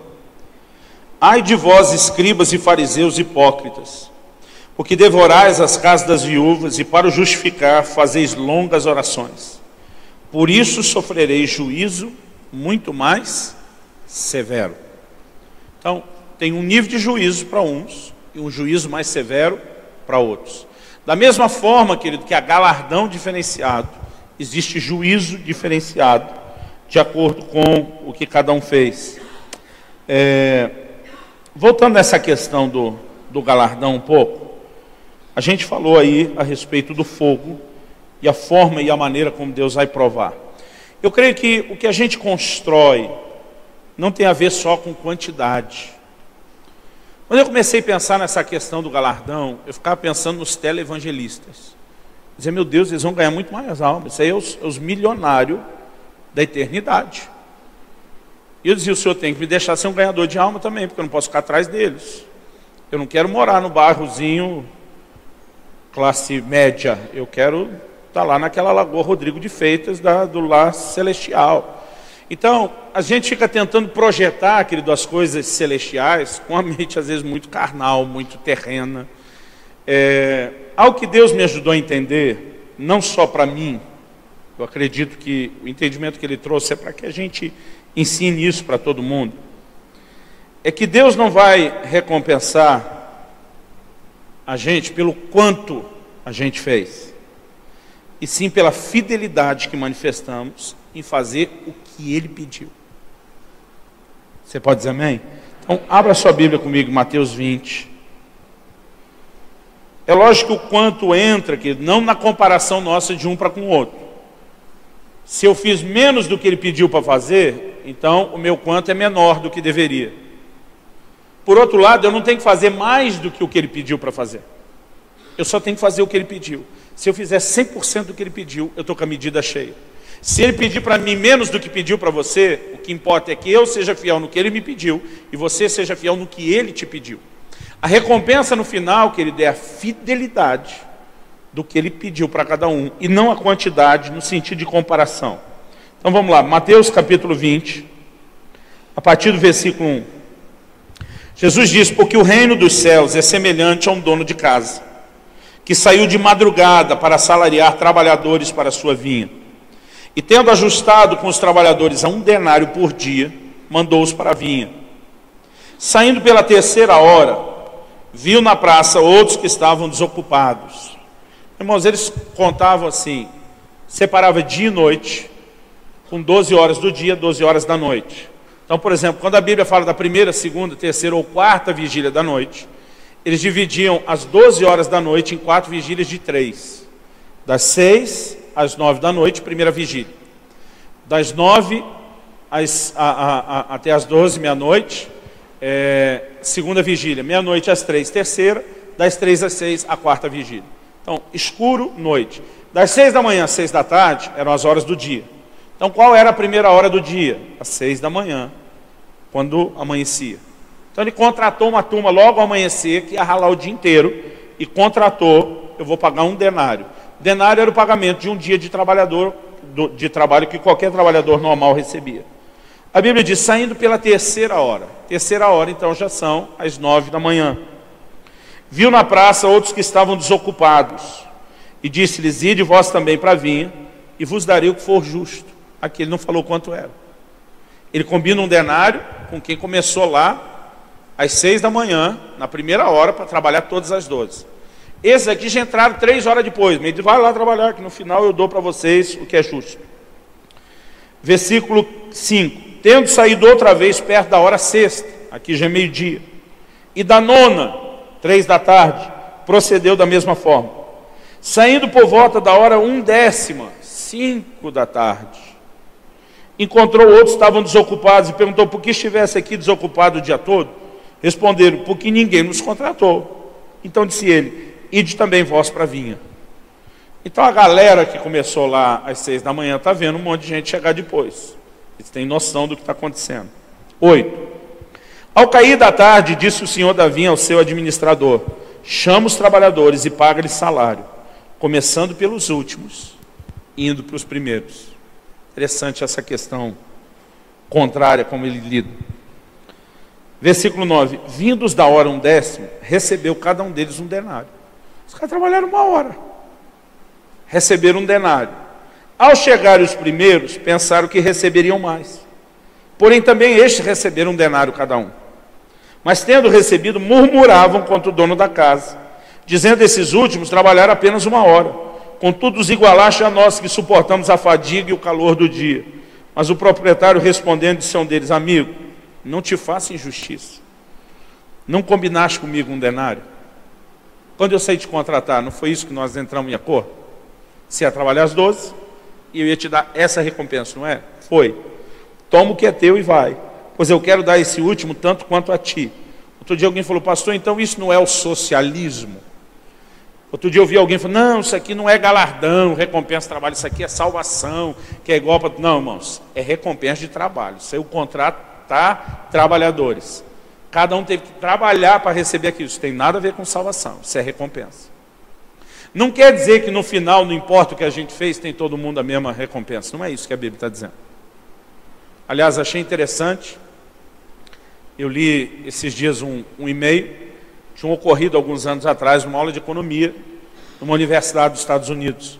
Os alunos começaram a debater essa questão de socialismo, capitalismo, para uma aula de economia, e o professor sugeriu fazer algo para, na prática, tentar mostrar para eles o furo do socialismo. Ele falou: nós vamos fazer o seguinte, a partir de hoje até o fim do ano, nós vamos dar de nota para cada um de vocês a média do que toda a classe tira.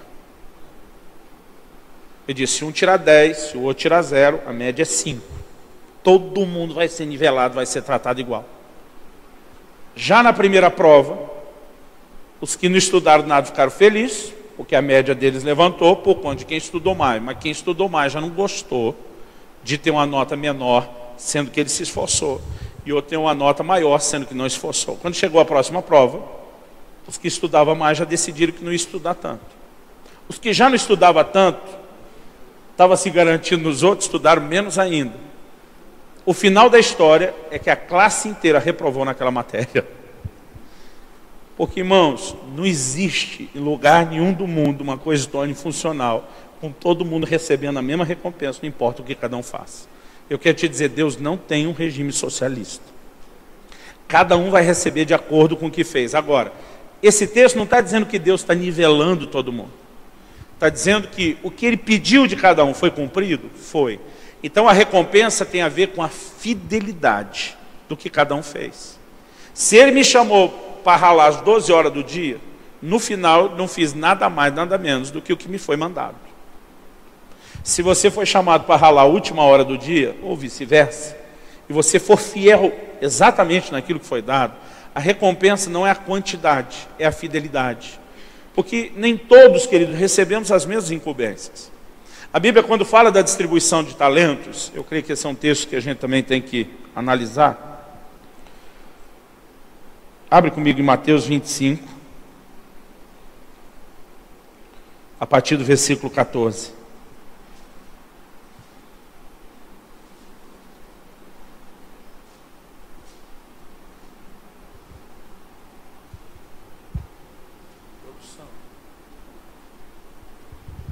Sei que vocês vão ficar morrendo de curiosidade agora, mas não vou falar o que é.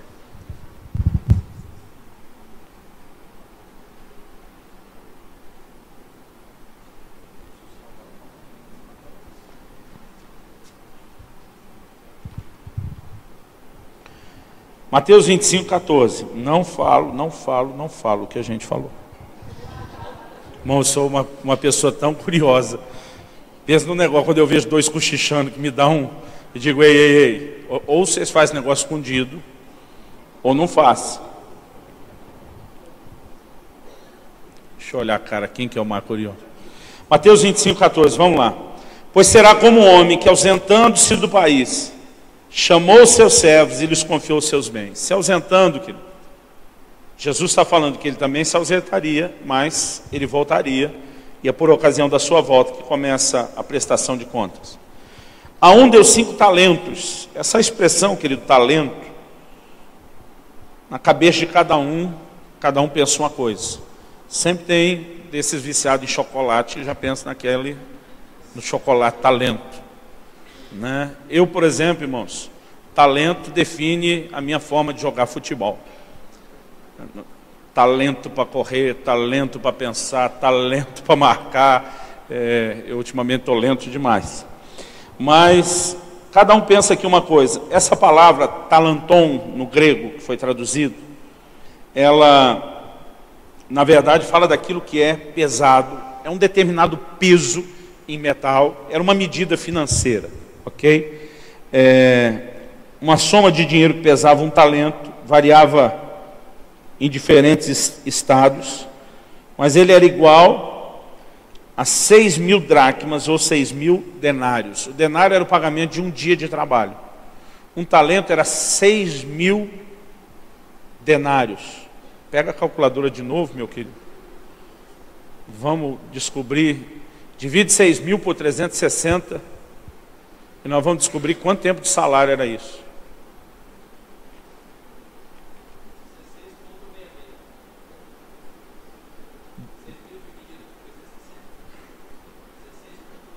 Tá, isso seria 16 anos. Ok, nós ainda pulamos o sábado, né? Então, nós estamos falando, irmão, de muito dinheiro, né? Estamos falando mesmo de bastante dinheiro. Se fosse, então, 5 talentos, você tem quase 80, faz 16 vezes 5, está perto de 80 anos, 80. Então, esse primeiro recebeu o equivalente a 80 anos de salário. Nós não estamos falando de um valor qualquer, ok? Cada talento era uma medida aí de uns 16 anos. A Bíblia diz, deu a um 5, a outro 2, 32 anos, e a outro 1. A cada um segundo a sua própria capacidade. Então Deus vai olhar o que cada um pode fazer.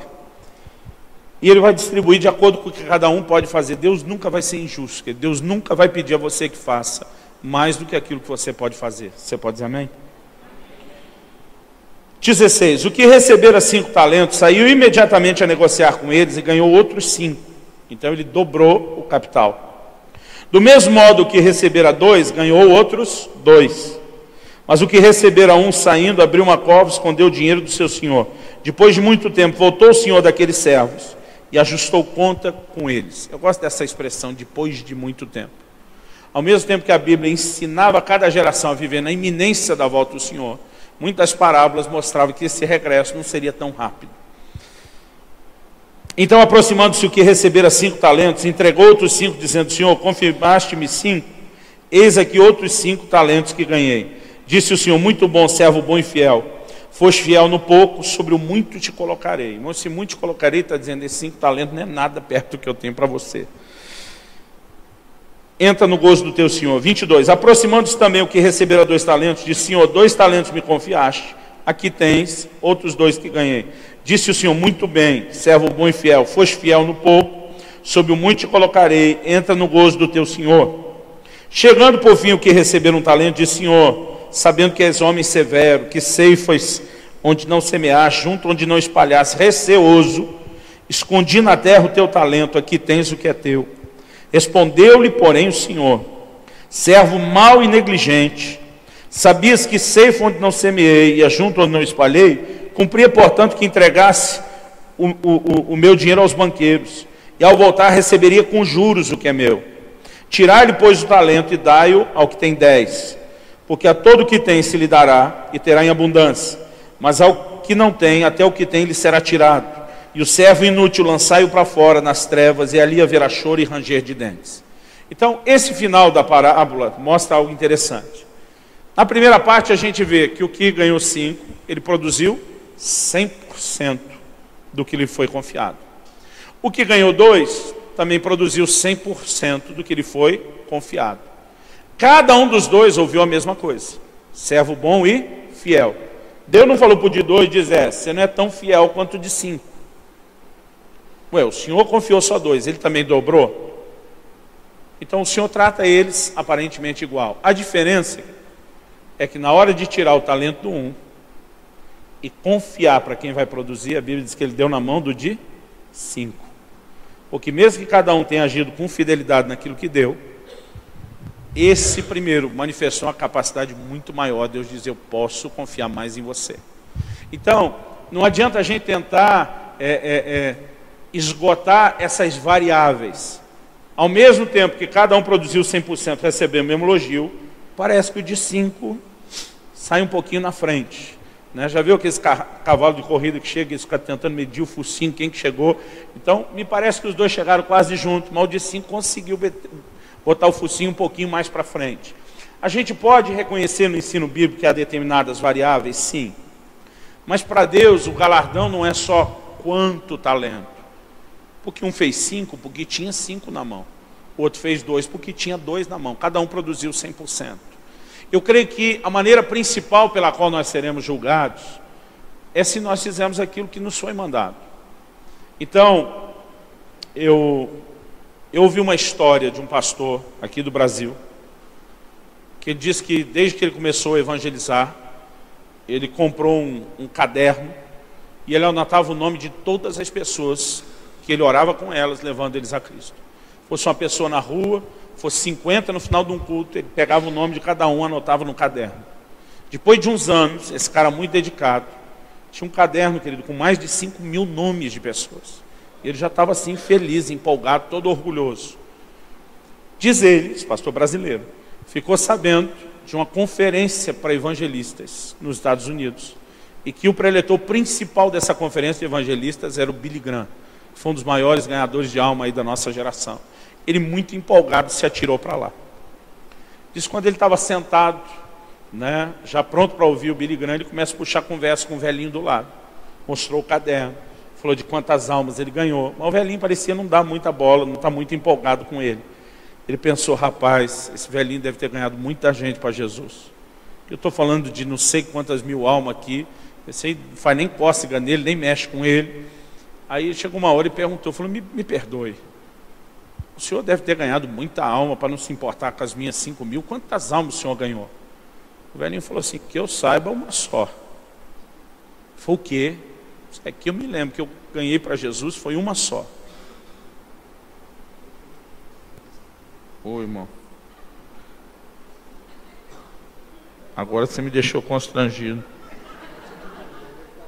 Filmou? Tem como eu pegar e expor no YouTube depois? Obrigado, querido. Mais uma pedrinha na sua coroa lá na glória, já que estamos falando de galardão. A história que ele contou, outro dia alguém falou, pastor, o senhor tem certeza que é verdade? Eu falei, ele contou como verídico. É que o camarada falou, não, que eu saiba uma só. Aí ele ficou indignado, falou, se o senhor está falando a verdade, o senhor nem merecia estar aqui. Isso aqui é uma conferência de ganhadores de almas, no plural.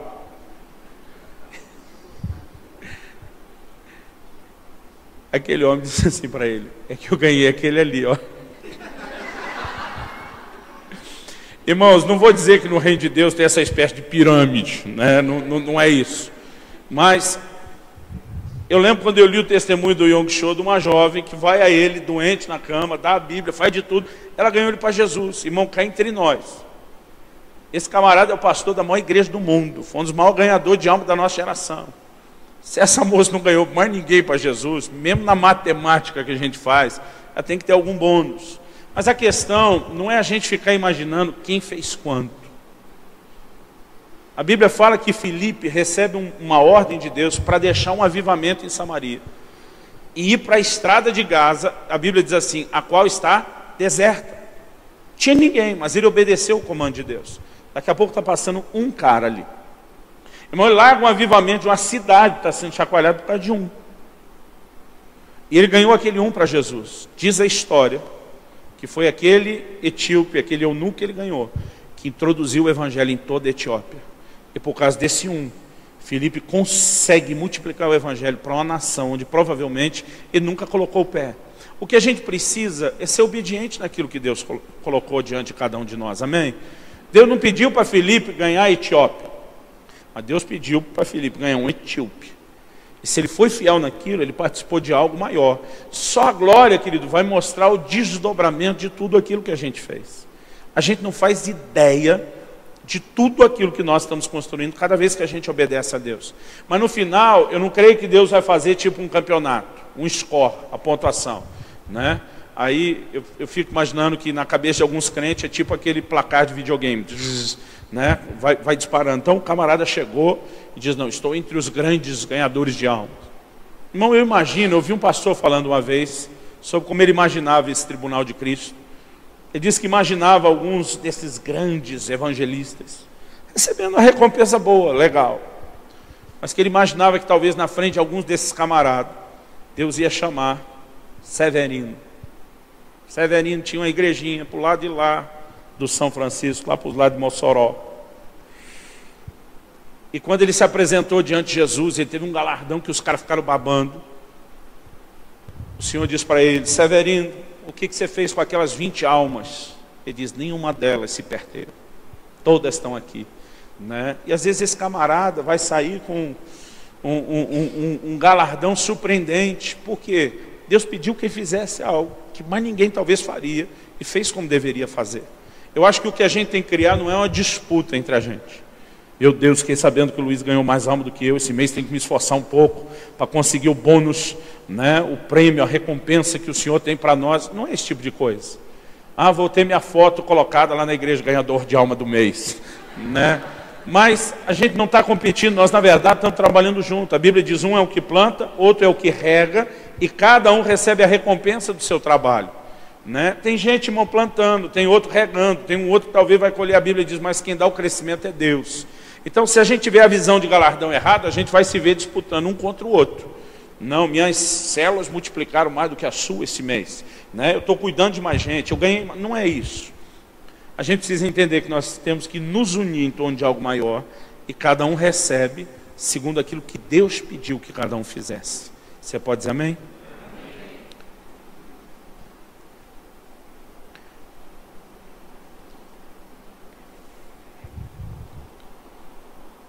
Abre comigo em Lucas 12.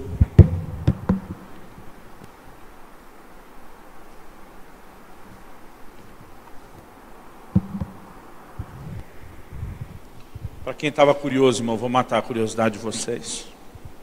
Eu queria uma balinha, uma pastilha, né? Estou com a garganta um pouco avariada e eu quero conseguir terminar a nossa conversa. Lucas capítulo 12.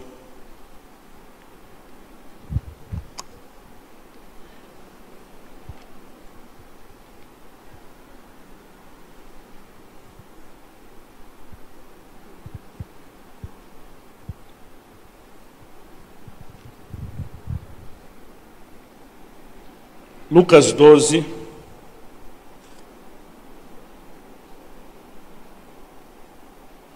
no versículo 40, Jesus diz assim, ficai também vós apercebidos, porque a hora em que não cuidais, o Filho do Homem virá.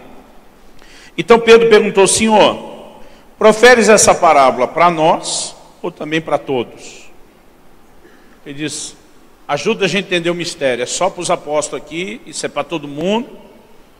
A resposta de Jesus, disse o Senhor, quem é, pois, o mordomo, fiel e prudente, a quem o Senhor confiará os seus conservos para dar-lhes o sustento a seu tempo? Bem-aventurado aquele servo a quem o Senhor, quando vier, achar fazendo assim. Está falando de trabalho e do que vai acontecer quando o Senhor chegar e ver o trabalho que foi feito.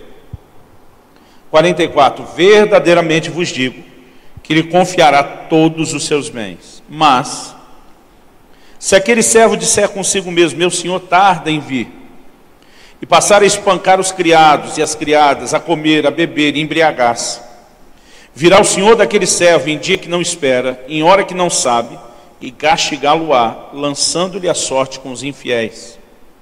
Aquele servo, porém, que conheceu a vontade do seu senhor e não se aprontou, nem fez segundo a sua vontade, será punido com muitos açoites. Aquele, porém, que não soube a vontade do seu senhor e fez coisas dignas de reprovação, levará poucos açoites. Mas aquele a quem muito foi dado, muito lhe será exigido. E aquele a quem muito se confia, muito mais lhe pedirão. Interessante que Jesus não responde de forma direta. Pedro diz, é só para nós ou é para todo mundo? Subentende-se no que Jesus continua falando, que é para todo mundo.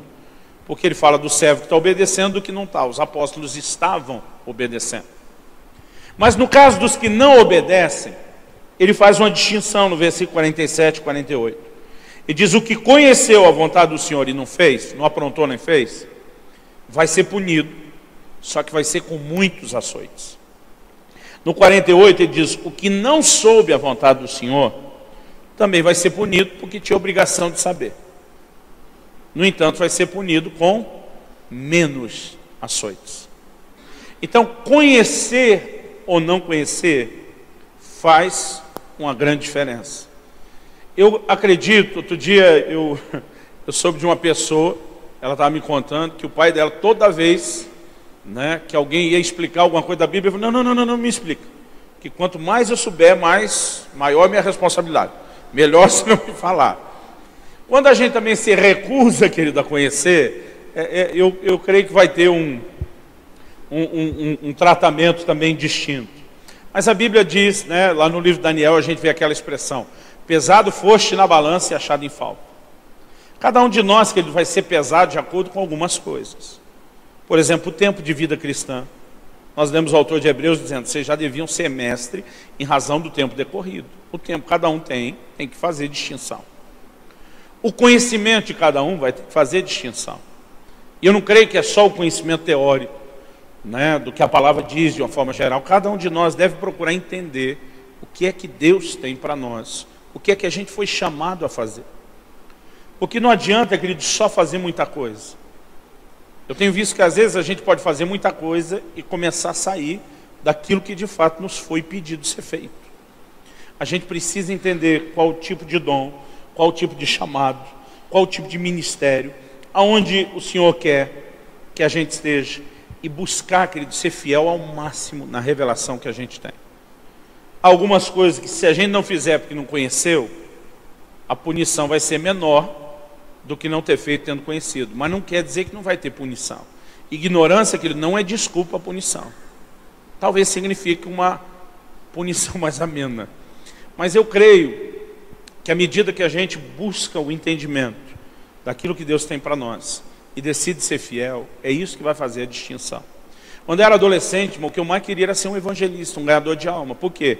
Eu achava que o galardão era pela quantidade.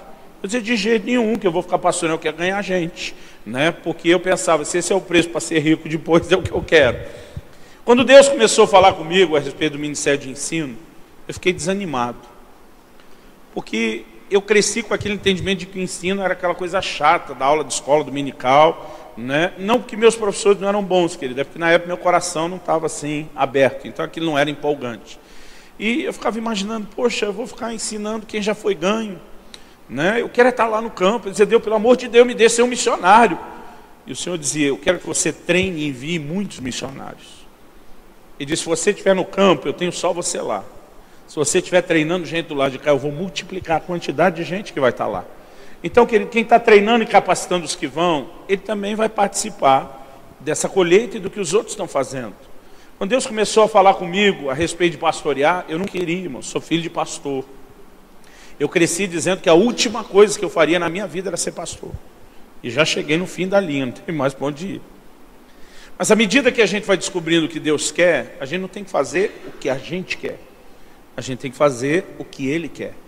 E se a gente for fiel em fazer o que Ele quer, mesmo que aparentemente isso não é o que o outro está fazendo, na hora de responder a Deus, esse galardão vai vir pela fidelidade em obedecer ou não o que ele fez, e não pela comparação com o que o outro irmão fez. Você pode dizer amém? Vamos ficar em pé para parecer que está acabando? Fui discipulado por um pastor que dizia: vamos ficar em pé. Dava aquele alívio na gente, ele pregar mais 15 minutos com a gente em pé.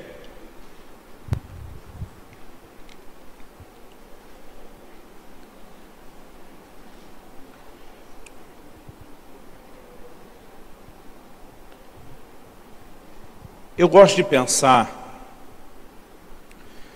que quanto mais a gente cresce no entendimento daquilo que nos aguarda, eu creio que mais forte isso afeta a forma e a maneira como nós vivemos nessa terra.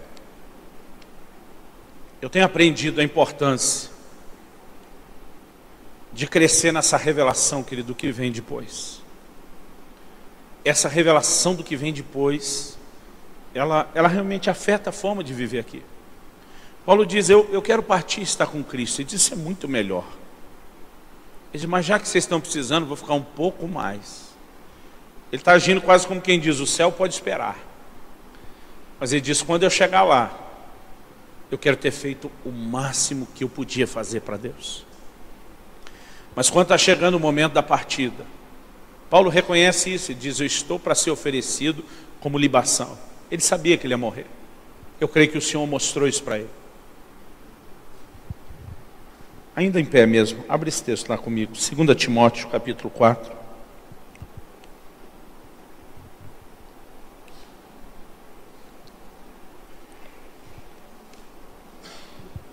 Versículo 6. E diz, quanto a mim, estou sendo já oferecido por libação. Era uma oferta de bebida. E o tempo da minha partida é chegado. Então ele afirma, combati o bom combate, completei a carreira. A NVI diz, terminei a corrida. E diz, e guardei a fé. Olha o versículo 8. Já a coroa da justiça me está guardada, a qual o Senhor, reto juiz, me dará naquele dia, e não somente a mim, mas também a todos quantos amam a sua vinda. Ele diz, eu sei que eu estou morrendo.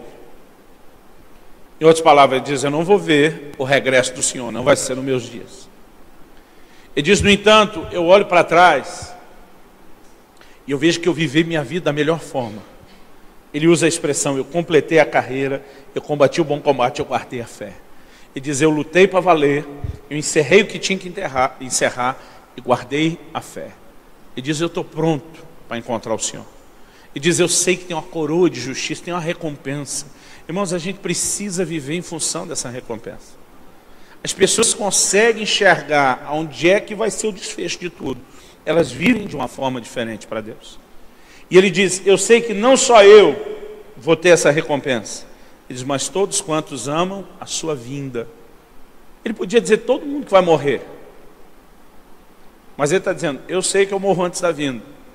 Pode até ser que outros de vocês estão amando a vinda. Vivam em função de presenciar esse momento. E quer seja pela morte, quer seja pelo regresso do Senhor, haverá uma recompensa. E nesse dia, querido, eu não sei se nós vamos cantar aquela canção, vai valer a pena ou valeu a pena.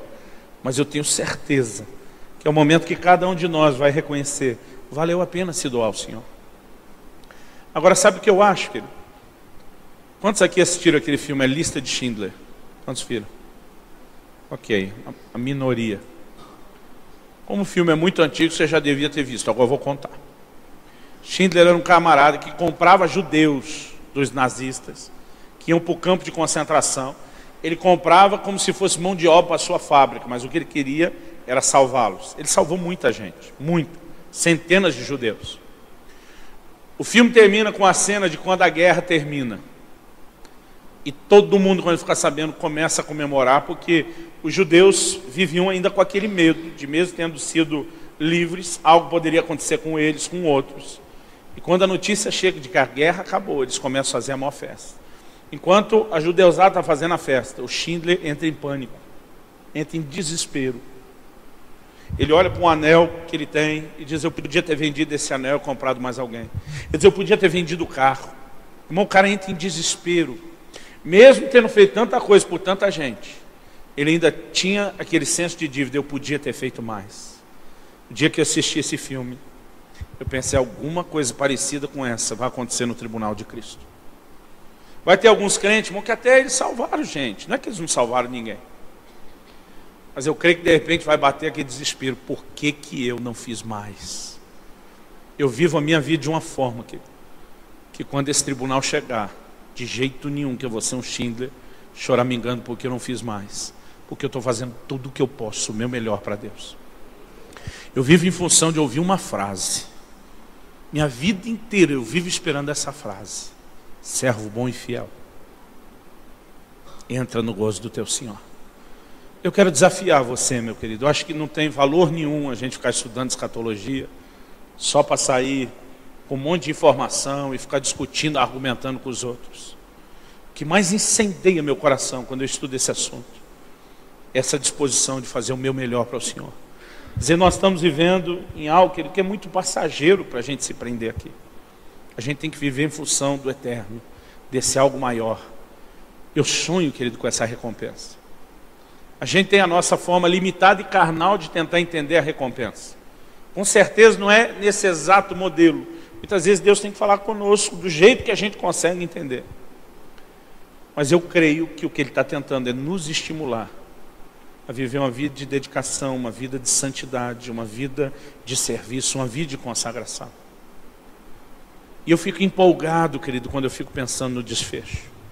Eu queria pedir sua permissão para terminar lendo um trecho da Bíblia. Apocalipse 21. Quando tivermos passado todas essas coisas, a Bíblia diz assim: vi um novo céu e uma nova terra. Pois o primeiro céu e a primeira terra passaram e o mar já não existe. A gente leu no livro de 2 de Pedro 3, que essa terra será destruída, que os elementos ardendo se abrasarão. E diz, eu vi o primeiro céu, a primeira terra, e diz, o mar já não existe.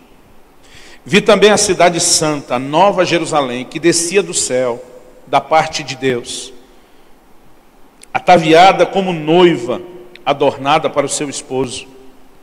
Então ouvi grande voz vindo do trono, dizendo, eis o tabernáculo de Deus com os homens. Deus habitará com eles. Eles serão povo de Deus, e Deus mesmo estará com eles. E lhes enxugará dos olhos toda lágrima. A morte já não existirá. Já não haverá luto, nem pranto, nem dor, porque as primeiras coisas passaram. E aquele que está sentado no trono disse, eis que faço novas todas as coisas. E acrescentou, escreve, porque essas palavras são fiéis e verdadeiras. Disse-me ainda, tudo está feito. Eu sou o alfa e o ômega, o princípio e o fim. Eu a quem tem sede darei de graça da fonte da água da vida. E o vencedor herdará essas coisas. E eu lhe serei Deus, e ele me será filho. Em contraste, versículo 8. Quanto, porém, aos covardes, aos incrédulos, aos abomináveis, aos assassinos, aos impuros, aos feiticeiros, aos idólatras e a todos os mentirosos, a parte que lhes cabe será no lago que arde com fogo e enxofre, a saber, a segunda morte. Então veio um dos 7 anjos que tem as 7 taças cheias dos últimos 7 flagelos. Falou comigo dizendo, vem, mostrar-te-ei a noiva, a esposa do Cordeiro. E me transportou em espírito até uma grande e elevada montanha. E me mostrou a santa cidade, Jerusalém, que descia do céu, da parte de Deus, a qual tem a glória de Deus. E ele começa a descrever a cidade santa. Ele diz assim, versículo 27 de Apocalipse 21. Nela nunca jamais penetrará coisa alguma contaminada, nem o que pratica abominação e mentira, mas somente os inscritos no livro da vida do Cordeiro. Então me mostrou o rio da água da vida, brilhante como cristal, Apocalipse 22 agora, que sai do trono de Deus e do Cordeiro. No meio da sua praça, de uma e outra margem do rio, está a árvore da vida, que produz 12 frutos, dando seu fruto de mês em mês, e as folhas da árvore são para a cura dos povos. Nunca mais haverá qualquer maldição. Nela estará o trono de Deus e do Cordeiro, e os seus servos o servirão. Contemplarão a sua face, e na sua fronte está o nome dele. Então já não haverá noite, nem precisam eles de luz de candeia, nem da luz do sol, porque o Senhor Deus brilhará sobre eles, e reinarão pelos séculos dos séculos. Disse-me ainda, essas palavras são fiéis e verdadeiras. Versículo 12. Eis que venho sem demora, e comigo está o galardão que tenho para retribuir a cada um segundo as suas obras. Eu sou o alfa e o ômega, o primeiro e o último, o princípio e o fim. Bem-aventurados aqueles que lavam as suas vestiduras no sangue do Cordeiro, para que lhes assista o direito à árvore da vida e entrem na cidade pelas portas. De fora ficam os cães, os feiticeiros, os impuros, os assassinos, os idólatras e todo aquele que ama e pratica mentira. eu, Jesus, enviei o meu anjo para vos testificar essas coisas às igrejas. Eu sou a raiz e a geração de Davi, a brilhante estrela da manhã. E o Espírito e a noiva dizem, vem. Aquele que ouve, diga, vem. E aquele que tem sede, e a quem quiser, receba de graça da água da vida. 20. Aquele que dá testemunho dessas coisas diz, certamente venho sem demora. Amém. Vem, Senhor Jesus. É por isso que os crentes no início diziam, Maranata. Esse Maranata em aramaico significa vem, Senhor. O tempo todo o clamor da igreja. A Bíblia diz o Espírito, a noiva, ou seja, a noiva movida pelo Espírito Santo, então o tempo todo clamando, vem, vem. Irmão, se nós vivemos em função dessa vinda, e me aborrece quando eu ouço pregadores criticando aqueles que estão esperando a vinda. Se nós vivemos em função dessa vinda, nós não vamos nos anular a ponto de não fazer nada aqui na terra, pelo contrário. Nós vamos viver nessa terra de uma forma significativa. Nós vamos fazer de tudo para que quando esse desfecho chegar, a gente seja honrado pelo Senhor. Eu quero te desafiar para que a gente possa terminar esse tempo orando, colocando nossa vida no altar de Deus, dizendo, Deus, eu não quero me distrair em função do terreno. Eu não quero perder o foco em função só daquilo que é material e terreno. Eu quero viver amando, esperando, apressando esse dia da vinda do Senhor. Eu quero viver clamando, ansiando pelo seu retorno. Porque quando a gente se move nessa consciência, nós vamos viver de uma forma diferente. Cada vez que eu leio esses últimos capítulos de Apocalipse, eu tenho que me segurar. Eu me emociono lendo isso.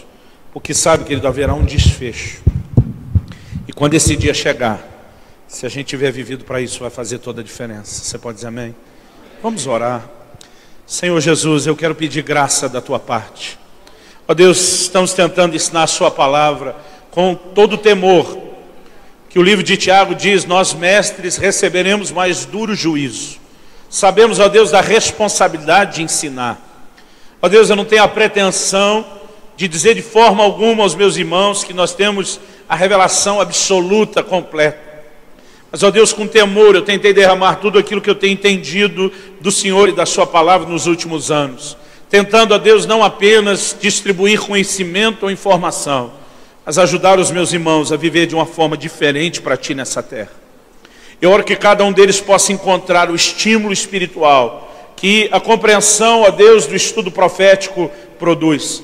Eu oro que cada um deles possa encontrar esse lugar de frutificação, de uma dedicação maior que essa revelação produz. Eu oro, Deus, que o coração de cada um se disponha para andar diante do Senhor em retidão, em consagração, em entrega, em santidade. Pai, o clamor do meu coração é que isso possa produzir mudança na nossa forma de viver, no nosso estilo de vida espiritual e ministerial. Nós queremos viver com os olhos abertos. Porque há muitos, ó Deus, que não estão olhando para o alto. Tua palavra diz, buscai as coisas que são de cima e não as que são da terra. Pensai nas coisas que são de cima e não nas que são da terra. Nós queremos, ó Deus, ter essa capacidade de sintonizar com o que é teu e não nos distrairmos com aquilo que é terreno. Eu clamo a tua graça, o teu favor e peço que o Senhor nos ajude. Em nome de Jesus. Em nome de Jesus. Amém. Amém. Se você recebe essa palavra, diga amém.